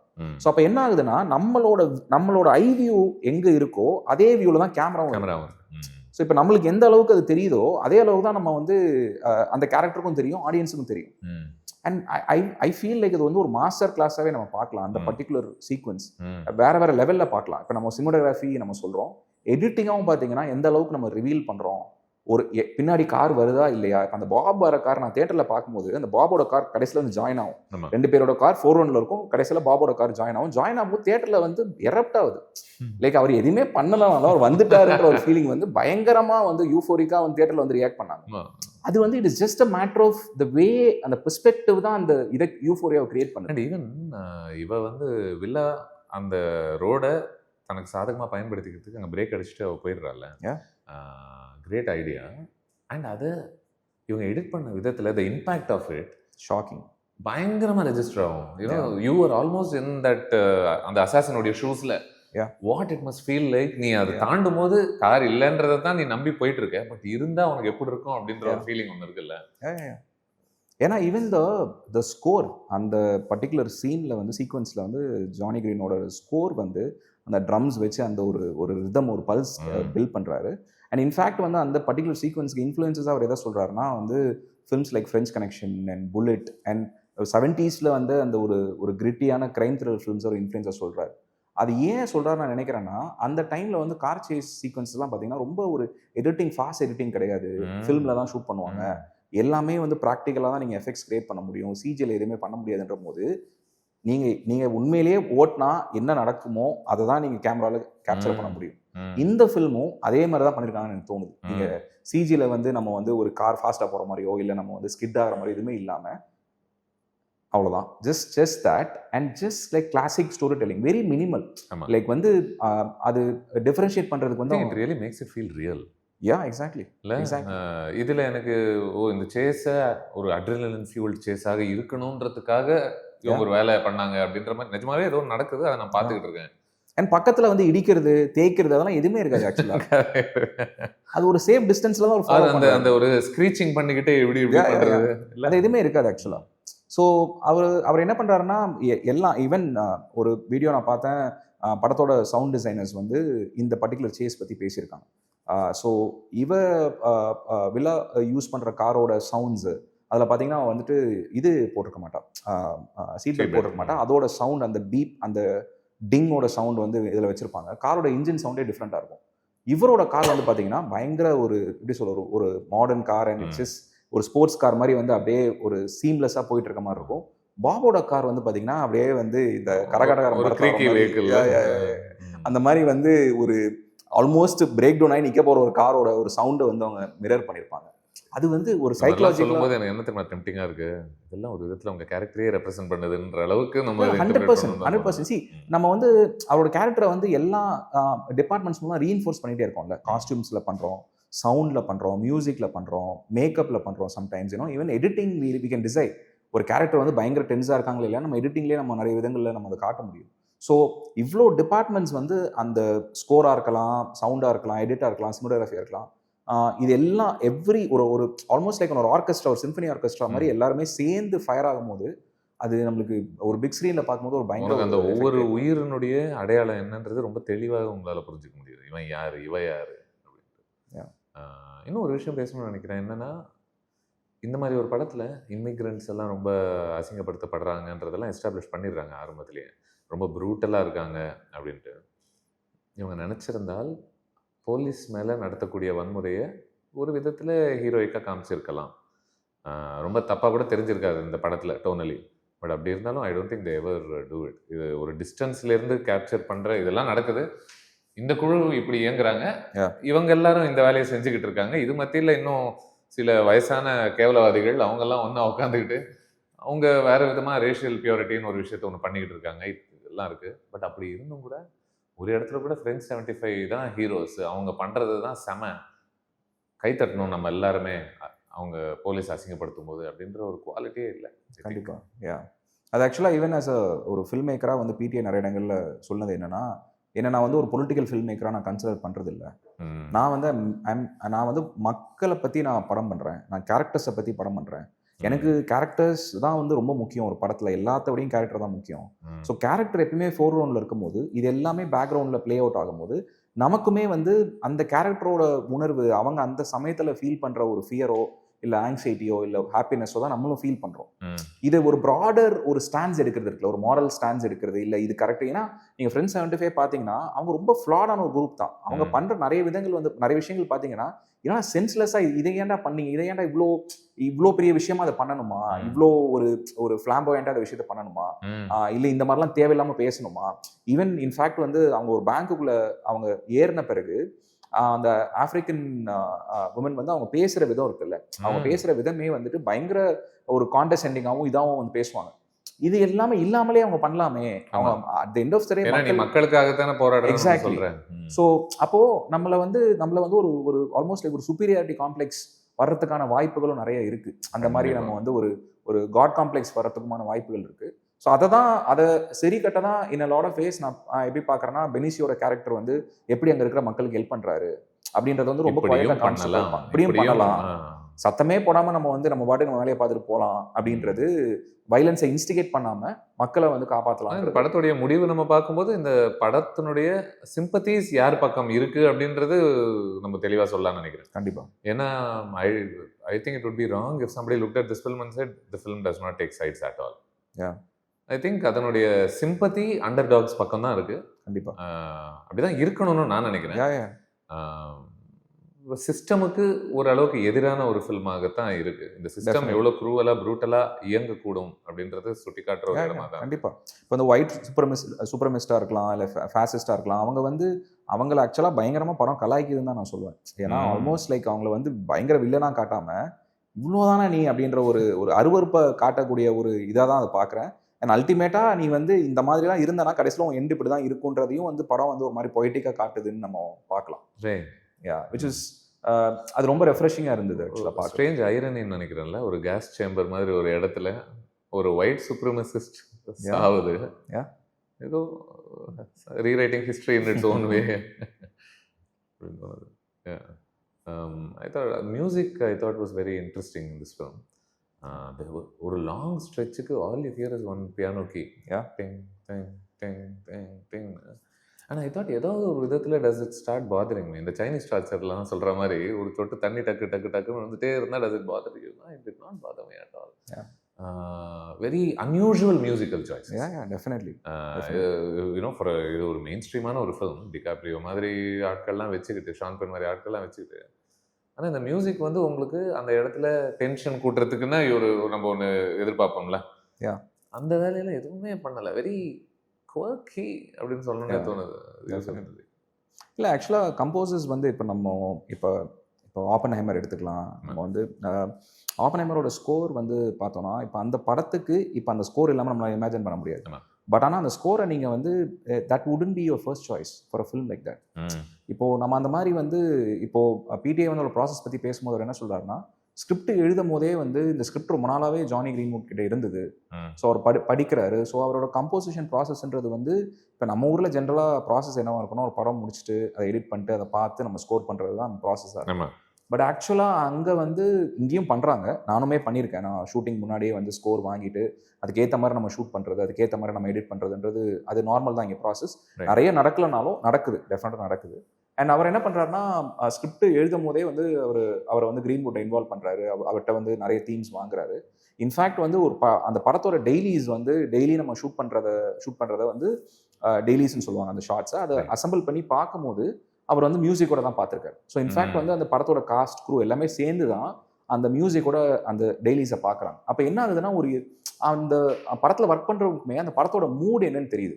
நீங்கள் சொல்கிற மாதிரி ரொம்ப குவர்க்கியாக வியர்டாக இருக்கிறது அப்போ அந்த ஆக்டர்ஸ்க்குமே அந்த பர்மிஷன் கொடுக்குது. மியூசிக் வந்து இவ்வளோ வியர்டாக இருக்குது, இவ்வளோ கோக்கியாக இருக்குது. நம்ம நினச்சோம் வந்து பயங்கரமாக வந்து ஒரு ஒரு ஒரு த்ரில்லர் ஃபில்ம் மாதிரி இல்லை ஒரு ஆக்ஷன் ஃபில்ம் மாதிரி பண்ண போகிறான்னு பார்த்தா என்ன இப்படி வாசிச்சிருக்காங்கன்னும் போது அவங்களுக்கு அந்த பெர்மிஷன் கிடைக்குது. நானுமே வியர்டாக நான் ஏதாவது ஒரு விஷயம் பண்ணுறேன், எனக்கு அந்த ஸ்பேஸ்க்குள்ளே நான் ப்ளே பண்ணுறேன்றது அவங்களுக்குமே. ஸோ ஆல்மோஸ்ட் லைக் அந்த படத்தோட லாங்குவேஜ் என்னன்றது கான்ஸ்டண்ட்டாக அந்த டீம் வந்து டிஸ்கவர் பண்ணிக்கிட்டே இருக்காங்க. அண்ட் அது ரொம்ப கொலாபரேட்டிவான ஒரு ஒரு சினர்ஜி கிரியேட் பண்ணுது. ஆல்ரெடி நம்ம பேசின மாதிரி ஒரு சினர்ஜியை கிரியேட் பண்ணுது. It makes the film better. And எல்லாரும் பார்த்தீங்கன்னா டைரக்டர் என்ன சொல்கிறாரோ அதை மட்டும் நாங்கள் செஞ்சுட்டு போகிறோன்ற மாதிரி இல்லாமல் எல்லாருமே ஒரு ஒரு ஒரு கோ கிரியேட்டராக ஃபீல் பண்ணுவாங்கன்னு நினைக்கிறேன். அந்த மாதிரி சுச்சுவேஷன் புரியுது. முடிவு எடுக்கிறது பிடிஏ தான், பட் எல்லாரும் அவங்களோட வேல்யூ வந்து ஆட் பண்றாங்க ஃபிலிம்க்கு, அவங்களோட ஓன். ஐ திங்க் அவர் வந்து ஷான் பென், டிகாப்ரியோ இவங்க எல்லாருமே கூட நடிகர்களாக இருக்கும்போது கூட அவங்க வந்து கான்ஸ்டன்டாக ரைட்டிங் பொறுத்து வந்து பேசிக்கிட்டே தான் இருக்காங்க. கண்டிப்பா இப்படி பண்ணலாமா, அப்படி பண்ணலாமா, இப்படி பண்ணலாமான்னு அவங்க பெர்ஃபார்மன்ஸை தாண்டினா நிறைய இன்புட்ஸ் கொடுத்துக்கிட்டே இருக்காங்க அப்படின்னு. ஐ திங்க் he said டிகாப்ரியோட மோஸ்ட் ஃபேமஸ் ஸ்ட்ராட்டஜி என்ன அப்படின்னா, he leads by saying கேவலமான ஒரு ஐடியா வச்சிருக்கேன், உங்களுக்கு சுத்தமாக பிடிக்கவே பிடிக்காது, பட் இருந்தாலும் நான் சொல்லிடுறேன் அப்படின்னு சொல்லிட்டு சொல்றதெல்லாம் பயங்கரமான விஷயங்களா இருக்குமா. So he really undersells the whole thing. So இது எக்ஸாம்பிள் 2 எக்ஸாம்பிள் பார்க்கலாம்னா, ஸ்கார்சேசி சொல்லுவார், அவர் யூஸ்வலாக அவருக்கு என்ன ஷார்ட் வேணுமோ அது டேக் கிடைச்ச பிறகு ஏதாவது டிஃப்ரெண்ட்டாக ட்ரை பண்ணுங்க. பயங்கர சில்லியாக இருந்தாலும் பரவாயில்ல, அப்சர்டாக இருந்தாலும் பரவாயில்ல, எக்ஸ்ட்ரீமாக ஓவர் ஆக்டிங் இருந்தாலும் கூட பரவாயில்ல, சும்மா நீங்கள் உங்களுக்கு என்ன தோணுதோ நீங்கள் இந்த டேக்கில் ட்ரை பண்ணுங்க. நான் வேணானா நான் தூக்கி போட்டுறேன், பிரச்சனை இல்லை, எனிவே நமக்கு கிடச்சிருச்சு, என்ன வேணுமோ உங்களுக்கு கிடச்சிருச்சு, நீங்கள் ட்ரை பண்ணுங்கன்னு அவர் சொல்கிறது. என்னன்னா நிறைய இடங்கள்ல அந்த கடைசியாக பண்ண டேக் அவர் யூஸ் பண்ணியிருக்காரு நிறைய விதங்கள்ல, நிறைய படங்கள். அது அப்போதைக்கு வேலை முடிஞ்சிருச்சுன்னு அவங்க லிபரேட்டடாக இருக்காங்க அந்த இடத்துல. எக்ஸாக்ட்லி, ஆமாம், நான் பண்ண வேண்டியதை பண்ணிட்டேன், உங்களை திருப்திப்படுத்தியாச்சு, இப்போ ஏதாச்சும் ஒன்று லிமிட்டே இல்லாமல் நான் ஒன்று பண்ணுறேன் அப்படின்னு இவரும் சொல்லியிருக்காரு. இவர் விஜய் சேதுபதி சாரும் அவரும் வந்து இதை பற்றி நிறைய பேசியிருக்காரு.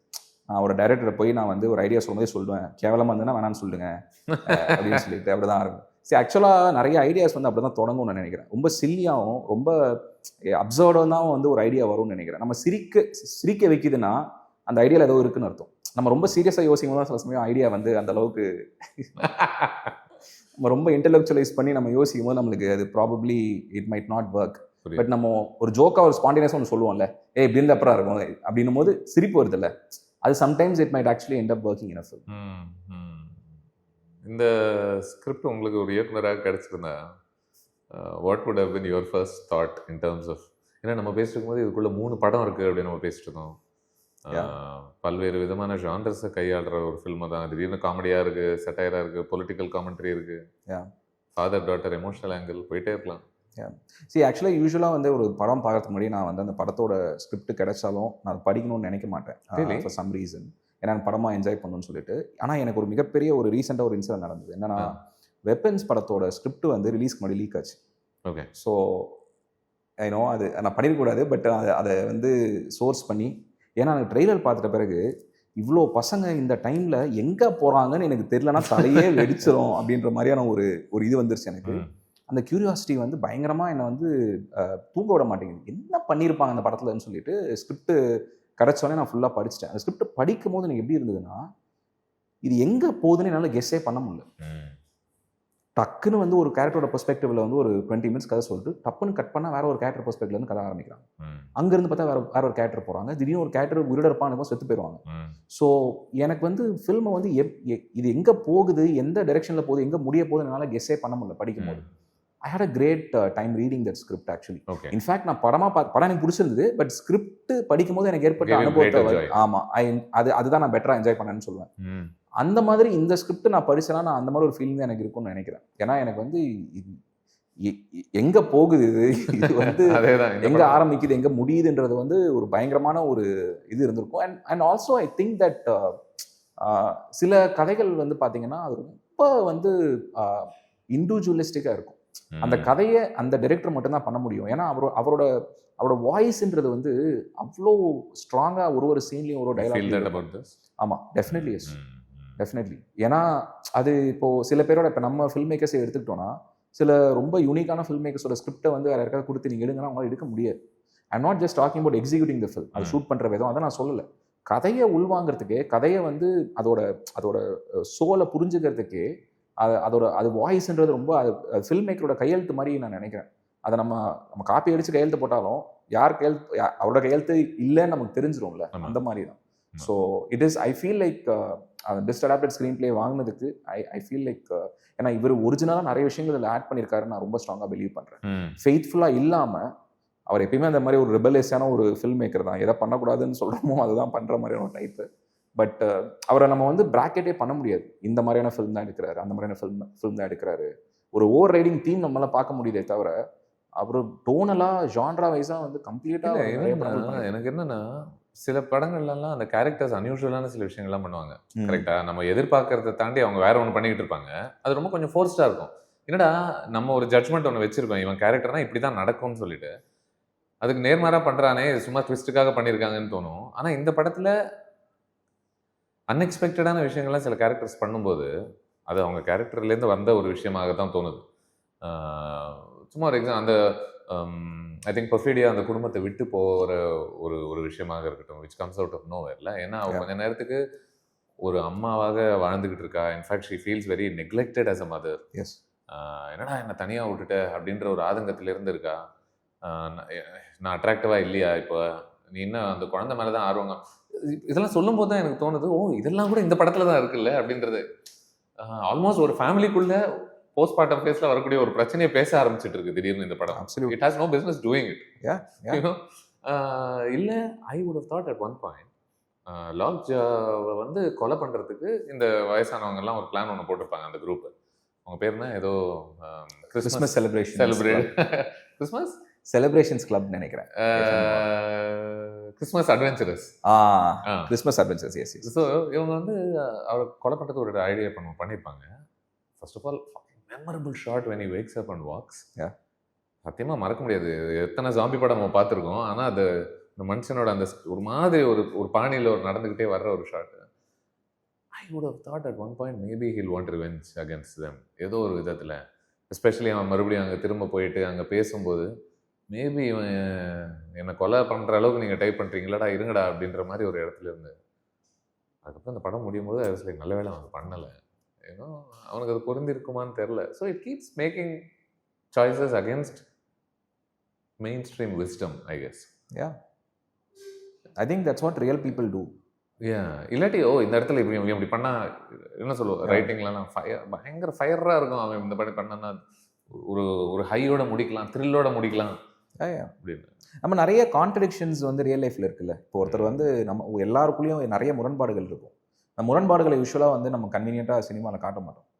நாவல்ஸில் எக்ஸ்ப்ளோர் பண்ணுறதுக்கான ஸ்பேஸும் அதுக்கான இதுவும் லென்த்தும் நமக்கு இருக்கும். சினிமாவில் யூஸ்வலாக நம்மளுக்கு வந்து நம்ம அந்த அளவுக்கு நுவான்சஸ் வந்து அந்த அளவுக்கு நம்ம போகிறதுக்கு வந்து சில சமயம் நம்ம ஹெசிடேஷன் இருக்கும். சார் இவ்வளோ ஒரு வீரன் வந்து இப்படி தலை குனிஞ்சு போய் ரூமில் உட்காந்துட்டானே அப்படின்றவாங்க. கண்டிப்பாக அப்படின்னு சொல்லிடுவாங்களோன்ற ஒரு பயம் ஒரு வாரத்தில். ஸோ அவர் என்னன்னா அங்கே இருக்கிற ஆர்டிஸ்ட் வந்து எப்படி இருக்காங்கன்னா, அவங்களுக்கு ஒருத்தர் நல்லவனா கெட்டவனா, அவன் ஹீரோவா வில்லனான்றதெல்லாம் பார்க்காம அந்த கேரக்டரில் எவ்வளோ காம்ப்ளெக்சிட்டி இருக்குது, அந்த கேரக்டரை வந்து ஒரு ஆர்டிஸ்டாக தனக்கு எவ்வளோ தீனி போடுதுன்றது வந்து அவங்களோட ஃபோக்கஸ் வந்து மெயினாக அதுவாக தான் இருக்குது. வெறும் இந்த சீனை வச்சு எல்லாரையும் கைத்தட்ட வைக்கணும், அவங்கள பயங்கரமாக என்ஜாய் பண்ண வச்சுட்டு லாஸ்ட்டில் த்ரில் பண்ணணும் அவங்கள அப்படின்றது. ஐ டோன்ட் திங்க் அந்த ரியாக்ஷனுக்காக எழுதப்படுறது கிடையாதுன்னு தோணுது. கண்டிப்பாக இல்லை, அதையும் என்னால் புரிஞ்சுக்க முடியுது. ஏன்னா அதுவும் இந்த படத்தில் இருக்குது. பிளேயிங் டு த கேலரியும் படத்தில் இருக்குது, அதையும் என்னால் புரிஞ்சுக்க முடியுது. இதையும் என்னால் புரிஞ்சுக்க முடியுது. ஷான் பென்னோட பெர்ஃபார்மன்ஸ் பற்றி நிறைய பேர் பேச மாட்டாங்க. ஏன்னா அது வந்து அவர் நிறைய படத்துல நிறைய விஷயங்கள் பேச மாட்டாரு, எல்லாத்தையுமே இன்டர்னலைஸ் பண்றாரு. அண்ட் இப்போ நம்ம வேற இப்போ அவரை பத்தி தெரியாத யாராவது ஒருத்தர் படம் பார்த்தாங்கன்னா இவர் நல்லா நடிச்சிருக்காரு பெரியவர் அப்படியே நம்ம என்ன ஆரம்பத்தில் ஒரு ஷான் பென்னை நான் ரியலைஸ் பண்ணேன் கொஞ்ச நேரத்துக்கு. அந்த என்ன லைக் எங்கேயோ அந்த கூலியில் சொல்ற மாதிரி எங்கேயோ பார்த்துருக்கனே அப்படின்ற மாதிரி தான் தோணுச்சு அவர் பார்க்கணும். அவ்வளோ டீப்பாக போய் ஒர்க் பண்ணும்போது ஆல்மோஸ்ட் லைக் எஃபர்ட்லெஸ்ஸாக இந்த கேரக்டர் ஆயிடுறாரு, காணாமல் போயிடுறாரு. ஆமாம் உண்மை. ஆமாம், அது ரொம்ப கஷ்டம் ஆக்சுவலாக அச்சீவ் பண்ணுறது. And deservedly he does so many things with his face, but எதுவுமே கண்ட்ரைவ்டாக உங்களுக்கு இல்லை. கண்டிப்பாக இல்லை, என்ன சும்மா பெர்ஃபார்மன்ஸுக்காக ஓவராக பண்ணுறாரு அப்படின்ற மாதிரியே ஒரு இடத்துல கூட உங்களுக்கு தோணாது. சிரிக்கிற சிரிப்பாக இருக்கட்டும், பேசுகிற ட்ராலாக இருக்கட்டும். ஏன்னா அவர் வந்து சீப்பை வந்து வந்து தலைவாரிப்பார். எல்லாமே சச் ஒரு விதத்தில் யோசிக்க போனால் அவருடைய ஒரு கேரக்டரே ஒரு விதமான ஒரு பெரிய சோகம் தான் நினைக்கிறேன். ஐ feel like in another world இவருக்கு இந்த மாதிரி கண்டிஷனிங் இல்லைன்னா, இந்த ஒயிட் சுப்ரமசிஸ்ட் கண்டிஷனிங் இல்லைன்னா, போலீஸாக இல்லைன்னா, இது ஒரு காதல் கதையாக கூட மாறி இருக்கலாம் இல்லை. He would have seen that woman loved her courage or bravery or wildness ஏதோ ஒன்று. ஏன்னா அந்த எண்ட் கூட அந்த பொண்ணை அவள் கழட்டி விடுறானே ஒழிய அங்கே அன்பு இல்லாமல் இல்லை. I think in those moments of interaction, you can tell there is one father-daughter thing going on in between. Definitely. இல்ல? ஏன்னா அவங்க அம்மா பற்றி ரொம்ப உயர்வாக தான் அவர் பேசுகிறாரு. ஆமாம், அவள் திட்டும்போது கூட அவளை அப்படிலாம் சொல்லாதன்றான். கண்டிப்பாக. And supremacist like him should not be, அவள் ஐடியாலஜிக்கலி அவனுக்கு வேறு, கலரில் வேறு. இல்லை, he should see her as women, அவனோட நேச்சருக்கு. ஏன்னா அவங்க கேட்குறாங்க, இவங்க வந்து இந்த மாதிரி have you had relationships with mixed race அந்த மாதிரி இருக்குன்னு கேட்கும்போது அப்படிலாம் இல்லைன்னு அவர் சொல்கிறாரு. ஆனால் அவருக்குள்ள அது இவ்வளோ ஸ்ட்ராங்காக இருக்குது. அந்த கான்ட்ரடிக்ஷன் தான் வந்து இன்ட்ரெஸ்டிங்காக இருக்குது. அன்கம்ஃபர்டபுள் சீன்ஸ்ன்னு பேசும்போது there's a scene where he's masturbating to her. Right, தூரத்துலேருந்து அப்படியே அவளை பார்த்து ரசிக்கிறான். ஒரு விதத்தில் அவனுடைய மன அளவில் அவனே ரொம்ப குழம்பு இருப்பான்னு தோணுது, ரொம்ப கான்ஃப்ளிக்டடாக. I'm not supposed to feel these things. ஏன்னா I'm supposed to feel they're all disgusting. ஏன்னா நான் இமிகிரன்ஸ் எல்லாம் எப்படி ட்ரீட் பண்ணியிருக்கேன், இவ்வளோ அந்த மாதிரி ஒருத்தி தானே, மிதிச்சுட்டு போயிட்டே இருக்கணும். எனக்கே அவன் மேலே ஒரு ஈர்ப்பு, ஒரு கவர்ச்சி. ஆக்சுவலாக இன்ஃபேக்ட் அமெரிக்கன் பியூட்டிலையும் வந்து ஒரு கேரக்டர் வந்து இந்த மாதிரி ஸ்டார்டிங்லேருந்தே ஒரு எக்ஸ் மிலிட்ரி கேரக்டர் வந்து ஹோமோசெக்ஷுவல்ஸை பார்த்தா அவனுக்கு வந்து பயங்கரமான ஒரு அவர்ஷன் இருக்கும். படம் ஃபுல்லாக திட்டிகிட்டே இருப்பான். அவன் நெய்பர்ஸே வந்து பார்த்து திட்டுவான். அவன் வந்து பையனை வந்து பயங்கரமாக ஷேம் பண்ணுவான், அப்யூஸ் பண்ணுவான். அண்ட் கடைசியில் தான் நமக்கு தெரிய வரும், when he makes a move, நம்மளுக்கு தெரிய வரும் அவளுக்குமே அந்த டெண்டன்சிஸ் இருக்குது அப்படின்னு சொல்லிட்டு. ஸோ படம் ஃபுல்லாக அவர் உள்ள புதைச்சி வச்சுருந்ததை இல்லை சப்ரெஸ் பண்ணுறதை தான் வந்து கடைசியில் அவர் வந்து வெளிப்படுத்துகிறார் ஒரு வல்னரபிளான ஒரு மொமெண்ட்டில். அந்த மொமெண்ட்டில் அந்த கேரக்டரே பயங்கரமாக, நம்ம ஸ்டார்டிங்லேருந்து பார்த்த கேரக்டரை வந்து வேறு மாதிரி நம்ம பார்க்குறோம்ல. ஸோ அந்த காம்ப்ளெக்சிட்டி தான், அந்த உள்ளே இருக்கிற அந்த முரண்பாடு தான் வந்து ஏதோ ஒரு விதத்தில் நம்மளுக்கு படமாக பார்க்கும்போது நம்மளுக்கு அந்த கேரக்டர் வந்து பிடிக்கிறதோ இல்லை ஒரு ஈர்ப்பு ஏற்படுறதோ முக்கியமான காரணம். எவ்வளோ மட்டமாக ஒருத்தன் கண்டிஷன் பண்ணப்பட்டா, ரொம்ப ஆப்வியஸாக அவன் ஒரு பெண்ணை காதலிக்கிறான், அவகிட்டேருந்து, ஐ மீன், he has a daughter with her, he loves the daughter in some way. அப்படி இருந்தும் உன்னால் அவளுடைய கொலையை சாங்ஷன் பண்ணிவிட்டு எந்த ரிக்ரெட்டுமே இல்லாமல் வேற ஒரு கோலை நோக்கி நீ, அப்பா இந்த ஜென்டில்மன்ஸ் குரூப்பில் எனக்கு ஒரு சீட்டு கிடைச்சா போதும்டா, இதுதான்டா பெருமை, இதுதான் ஆனர், நீ நினைக்கிற அளவுக்கு அதை தூக்கி, அந்த பெருமையை தூக்கி அதை அங்கே விதைச்சி வச்சிருக்கோம் மண்டையில், இல்லையா? இதுதான் இருக்கிறதுலேயே உயர்வான ஒரு பெருமை. அன்பு இல்லை, காதல் இல்லை, கருணை இல்லை, எதுவுமே இல்லை. இவங்க கூட if I am one of them, I achieve something in life அப்படின்றது. அண்ட் அவர் அவ்வளோ பெரிய ஒரு ஆக்டர் வந்து அந்த ஃபஸ்ட் டைம் அவங்கள அந்த கிளப், அந்த ப்ரைவேட் சொசைட்டியை மீட் பண்ணிவிட்டு அவர் வெளியே நடந்து வர்றதை வந்து காமிப்பாங்க. அவர் நடந்து அந்த கீழே வந்து அந்த வெட்டிங் ரிசப்ஷன் ஏதோ நடந்துட்டு இருக்கும், அவர் அந்த படியில் நடந்து வந்து அதில் வந்து அவரோட ஃபேஸை தான் ஃபோக்கஸ் பண்ணியிருப்பாங்க. அவர் கண்ணு கலங்கியிருக்கும். ஸோ இது வந்து இது அவங்க கன்சிடர் பண்ணுறாங்க தன்னை ஒரு லைஃபோட ஒரு மிகப்பெரிய, என்னமோ அந்த அவார்டு வேற வாங்குவார் ஆக்சுவலாக அந்த ஃப்ரெண்ட்ஸ் 75. அப்போ கூட அவர் அவ்வளோ ரியாக்ட் பண்ணியிருக்க மாட்டார். இந்த ஒரு சீனில் அந்த ஸ்கோர் வந்து கேட்குது, எனக்கு இன்னும் கேட்குது. இந்த சேம் ஸ்கோர் தான் யூஸ் பண்ணியிருப்பாங்க, ஒன் பேட் லெஃப்ட் அந்த தீம் யூஸ் பண்ணியிருப்பாங்க. அவர் நடந்து வரும்போது இதுக்கப்புறம் அவர் பண்ண போகிற எல்லா டிசிஷனையும் அந்த ஒரு ஷாட் வந்து என்னை கன்வின்ஸ் பண்ணுது. வாயிலேருந்து ஒரு வார்த்தை கூட வந்திருக்காது. எந்த அளவுக்கு அது வந்து ஒரு பெரிய ஒரு ஹானர் அவர் கன்சிடர் பண்ணுறாருன்னு கூட பெருசாக சொல்லியிருக்க மாட்டார் அவங்ககிட்ட. சும்மா ஒரு மாதிரி கோல்டா ஹலோ ஹாய் தேங்க்யூன்னு சொல்லிட்டு போயிடுவார். நடந்து வரும்போது அவர் எவ்வளோ எமோஷனல் ஆகுறாரு, அவருக்கு இது எவ்வளோ முக்கியன்றதை நம்ம பார்க்குறோம் விஷுவலா. That's great acting. ஒரு விதத்தில் இட்ஸ் ஸ்டில் என்ன சொல்கிறது, ஒரு டீனேஜ் பிஹேவியர் தான் இல்லை. அது கூட என்னென்னா, என்னை ஏதாவது ஒரு குரூப்பில் சேர்த்துக்க மாட்டாங்களா, எனக்கு வேண்டிய குரூப்பில் என்னை ஒருத்தனா ஏற்றுக்க மாட்டாங்களா.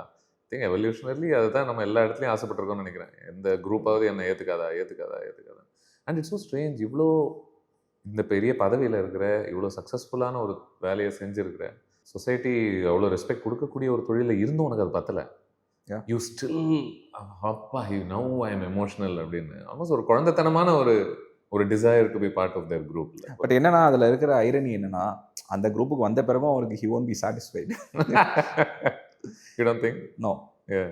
Life is like that. நம்ம இந்த கார் வாங்கினா அதுக்கப்புறம் as the title of the film goes.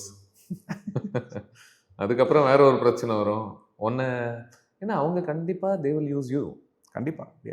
ஒன்று அவங்க சேர்த்துக்கிறது என்ன, உன் மேலே இருக்கிற அன்புனாலையா, பாசத்தினாலையா, நீ ஒயிட் மேன்ன்றதுனாலையா, அதெல்லாம் அவனோட அஜெண்டாவை வந்து ஏதோ ஒரு விதத்தில் நீ இவன் he can deal with things, he can handle things. அவங்க சொல்ற முதல் விஷயமே அதானே, நீ அந்த இடத்துல எப்படி நீ அதெல்லாம் ஹேண்டில் பண்ணன்றது எங்களுக்கு ரொம்ப பிடிச்சிருந்துச்சு.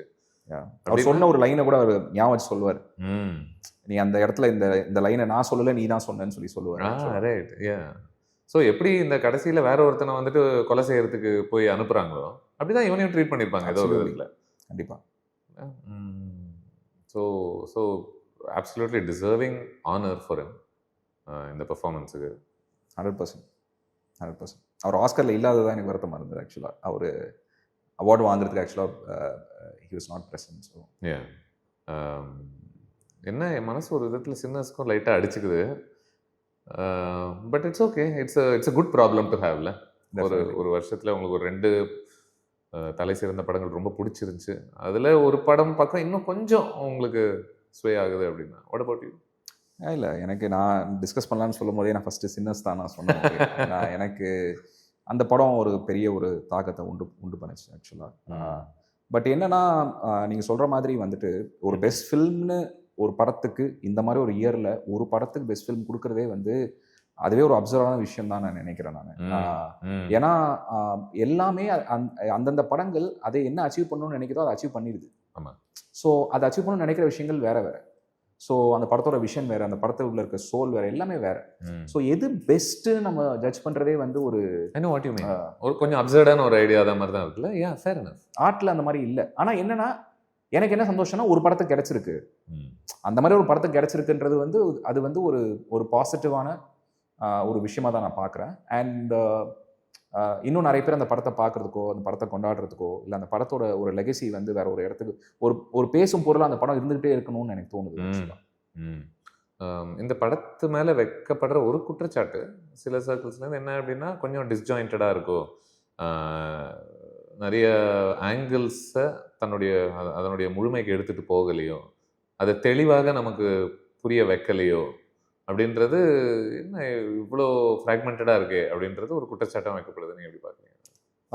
எனக்கு என்னென்னா, நான் வந்து இந்த பர்ஃபெக்ஷன்ற அந்த வார்த்தை வந்து எனக்கும் பர்ஃபெக்ஷனுமான ஒரு ரிலேஷன்ஷிப் வந்து ரொம்ப ஒரு காம்ப்ளிகேட்டான ரிலேஷன்ஷிப்பாக நான் பார்க்குறேன். ஏன்னா சில சமயம் நான் நிறைய கதை எழுதும் போது பர்ஃபெக்டாக இல்லைன்றதுனால அந்த கதையை நான் வந்து வேணான்னு சொல்லிட்டு வேற கதைக்கு போயிருக்கேன் நான். அந்த மாதிரி நிறைய படங்கள் வந்து எனக்குமே என்னோட படம் வந்து பர்ஃபெக்டாக வர வரைக்கும் நம்ம பண்ணிகிட்டே இருக்கணும் அப்படின்றது. அப்புறம் ஒரு பாயிண்ட்ல என்ன ரியலைஸ் பண்ணுறேன்னா, அந்த பர்ஃபெக்ஷன்றது வந்து அது ஒரு ஆமாம், ஒரு காணல் நீர் தான். அது இல்லை ஆக்சுவலாக, பர்ஃபெக்ஷன் இல்லை. நம்ம வந்து என்னன்னா, நம்ம மனசுக்கு சரின்னு படுறத, நமக்கு ஏதோ ஒரு விதத்தில் ஒரு உணர்வு அளிக்கக்கூடிய ஒரு ஒரு ஒரு கலைப்படைப்பை வந்து நம்ம மக்களுக்கு கொடுக்குறோம். அதை வந்து அவங்க வந்து நிராகரிக்கிறாங்க, பேசுகிறாங்க, அதை வந்து கொண்டாடுறாங்க, நிறைய விஷயங்கள் நடக்குது.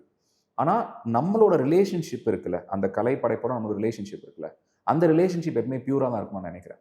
அதை வந்து நம்ம வந்து அதை பர்ஃபெக்டாக பண்ணணும், இல்லை இப்போ நம்மளுக்கு இது எல்லாத்துக்கும் பதில் சொல்லணும் அப்படின்ற சில சமயம் அந்த நிர்பந்தம்ன்றது ஒரு ஃபில்ம் மேக்கருக்கு இருக்க வேணாம்னு நான் நினைக்கிறேன். எல்லா கேள்விகளும் நம்ம பதில் சொல்ல வேணாம். அது வந்து ஒரு அதிருப்தியை ஏற்படுத்தினாலும் ஒரு பார்வையாளன்ட்ட அது பரவாயில்லன்னு நான் சொல்றேன். ஏன்னா அதெல்லாம் சேர்ந்தது தான் அந்த படம். அந்த இன்கம்ப்ளீஷன் இருக்கிறது தான் அந்த படம். அதுதான் ஒரு பியூட்டியும் நான் பார்க்குறேன். நம்ம எதிர அதை ஏற்றுக்கணும், இல்லை அதை நம்ம நிராகரிக்கிறோம், அவ்வளோதான். அதை நம்ம பற்றி பேசவும் செய்யலாம். அதுதான் நான் சொல்கிறேன். ஒரு பேசும் பொருளாக மாறதுக்கான ஒரு காரணமாகவும் அது இருக்குது. ஏன்னா ரெடிட்லேயே நான் நிறைய டிஸ்கஷன்ஸ் பார்த்தேன். நிறைய பேர் வந்து ரொம்ப இந்த படம் வந்து ரொம்ப ஓவர் ரேட்டடான படம், இந்த படம் நான் பார்த்தேன் அந்த அளவுக்குலாம் இல்லை அப்படிலாம் நிறைய பேர் சொல்கிறாங்க. அதை டிஃபெண்ட் பண்ணுறவங்க நிறைய விஷயங்கள், எந்த காரணத்துக்காக ஒருத்தர் அதை ஓவர் ரேட்டட்னு நினைக்கிறாங்களோ அதே காரணத்துக்காக சில பேர் அதை பயங்கரமாக நேசிக்கவும் செய்கிறாங்க. அது எனக்கு ரொம்ப ரொம்ப ஒரு மாதிரி ஃபேசினேட்டிங்காக இருந்தது.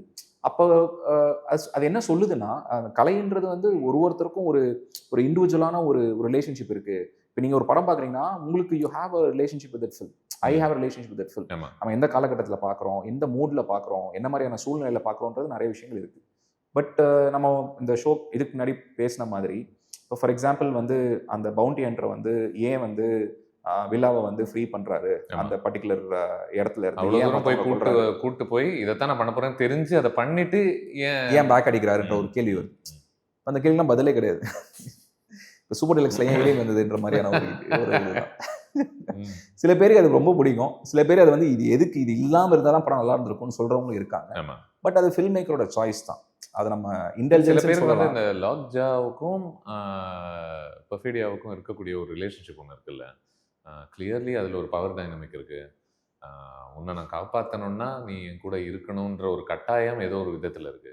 பட் இருந்தும் அது தெளிவாக இவன் அவளை கற்பழித்தான் அப்படின்னு சொல்ல முடியுமான்னு எனக்கு தெரில. இல்லை அதில் ஏதோ ஒரு விதமான ஒரு ட்விஸ்டடான ஒரு அட்ராக்ஷன் ரெண்டு பக்கத்துலேயும் இருக்கா அப்படின்றதும் இந்த படம் கிளாரிஃபை பெருசாக பண்ணாது. இவன் இன்ஃபேக்ட் அதை லாஸ்ட்டில் வேறு விதமாக சுற்றி விட்டுட்டு அவ தான் என்ன ரேப் பண்ணிட்டா அப்படின்னு சொல்லிட்டு ஒரு ஒரு விஷயம் ஒன்று சொல்லுவான்.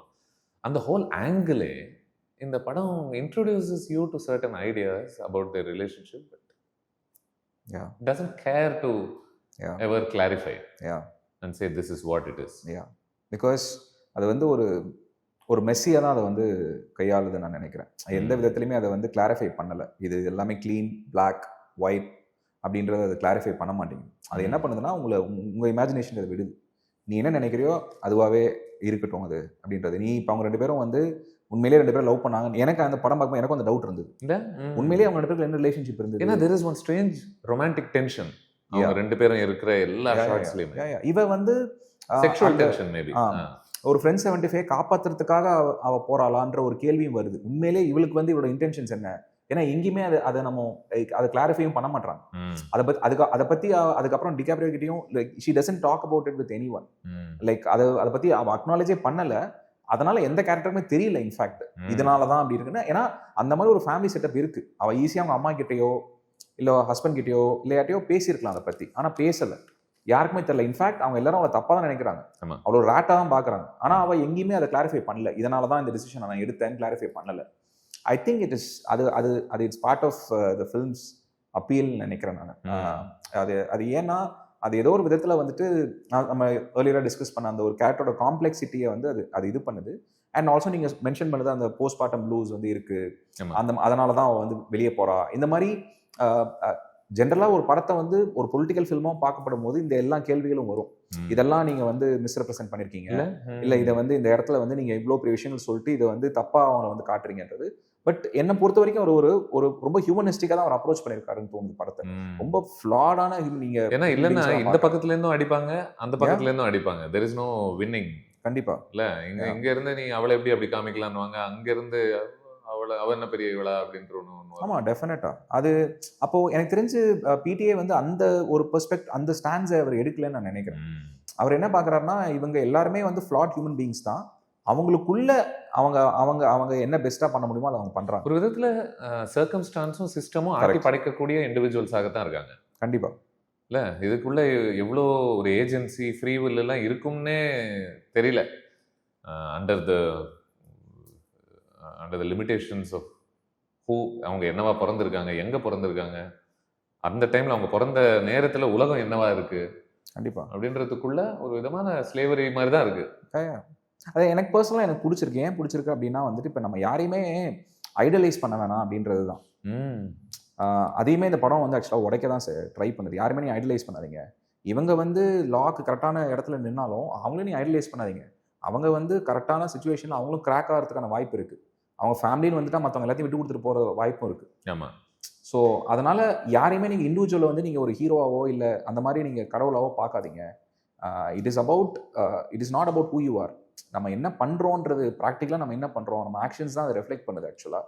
ஸோ அந்த விதத்தில் இந்த மாதிரி கிரே ஏரியாவை இருக்கிறது வந்து எனக்கு ஒரு சீரீஸில் இது ஒரு அக்செப்டபிளான ஒரு விஷயமா இருக்கலாம். ஏன்னா நம்மளுக்கு இன்னுமே டைம் கிடைக்கும். அந்த கேரக்டரை வந்து இன்னுமே நம்ம வந்து எக்ஸ்ப்ளோர் பண்ணுறதுக்கு டைம் கிடைக்கும். ஒரு ஃபிலிமில் என்ன ஆகுதுன்னா நேச்சுரலி இது ஆல்ரெடி ரொம்ப லென்த்தியான படம், ஆல்மோஸ்ட் 2 hours 25 minutes கிட்ட 30 கிட்ட கரெக்ட். ஆமாம். ஸோ அதனால் மேபி ஒரு எடிட்டோரியல் டெசிஷனாகவும் இருந்திருக்கலாம் சில இடங்களில் வந்து இல்லை இதை நம்ம இது அப்படியே விட்டுடலாம், இது சொல்ல வேணாம், சொன்னால் வந்து வேறு மாதிரியான விஷயங்கள் வந்து ஓப்பன் ஆகும், அதை ஃபாலோ பண்ண வேண்டிய ஒரு சூழ்நிலை வரும் அப்படின்ற மாதிரி நான் எனக்கு தோன்ற. After the timeline of this film ஏதோ ஒரு விதத்தில் do you think Villa will tell Bob that I know you're not mine?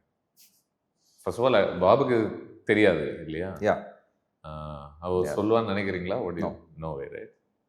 No. ஏன்னா அவள் அங்கேயே சொல்லிட்டா யூ ஆர் நாட் மை ஃபாதர்னு சொல்லிட்டா. லாக்ஸா கிட்ட கிளியராக சொல்லிட்டா I have a father, you are not my father. அவளோட டிசிஷனை கிளியராக எடுத்துட்டா. என்ன சின்ன வயசுலேருந்து வளர்த்தது even though is a bad father, I have been the mother to him ஒரு விதத்துல. எக்ஸாக்ட் மதர் தான் ஆக்சுவலா. ஸோ அவளுக்கு வந்து அது என்னன்னா அவளுக்கு மைண்டில் கிளியராக இருக்குது ஸோ அகெயின் ஆரணை காண்டம் ரெஃபரன்ஸாக சொல்லணும்னா இவனை நான் தான் பார்த்துக்கணும் அப்படின்ற ஜோனில் தான் ஆரணை காண்டமில் சொல்லணும்னா உனக்கு அப்பா ரொம்ப பிடிக்குமான்னு, இல்லை ஆனால் அவர் அப்பான்ற மாதிரி. So she maths a choice in the end that he's my dad and I love film அப்படின்ற ஒரு இது. ஓகே, இவ்வளோ டார்க்னஸ் எல்லாம் இருக்கக்கூடிய ஒரு ஃபிலிமில் இந்த லவ் ஆங்கிள்லேயே முடிச்சுக்கலாம் அப்படின்னு நினைக்கிறேன். As always such a pleasure. நிறைய ஆங்கிள்ஸ் பேசணும் அப்படின்னு நினைக்கிறேன். எனக்கு satisfaction. Yes. For sure. I'm happy. Thank you so much again for Thank you. Coming in. Yes. And நான் விட்டுற மாட்டேன். This won't be the last. We'll see you in this segment for sure. Hopefully. I totally enjoyed it. And ஒருவேளை மக்கள் யாராவது இந்த படத்தை பார்க்கல அப்படின்னா ஹாட்ஸ்டாரில் ஓடிட்டு இருக்கு. You can always feel free to watch it and do share your thoughts on the film with us. Thank you again. Thank you.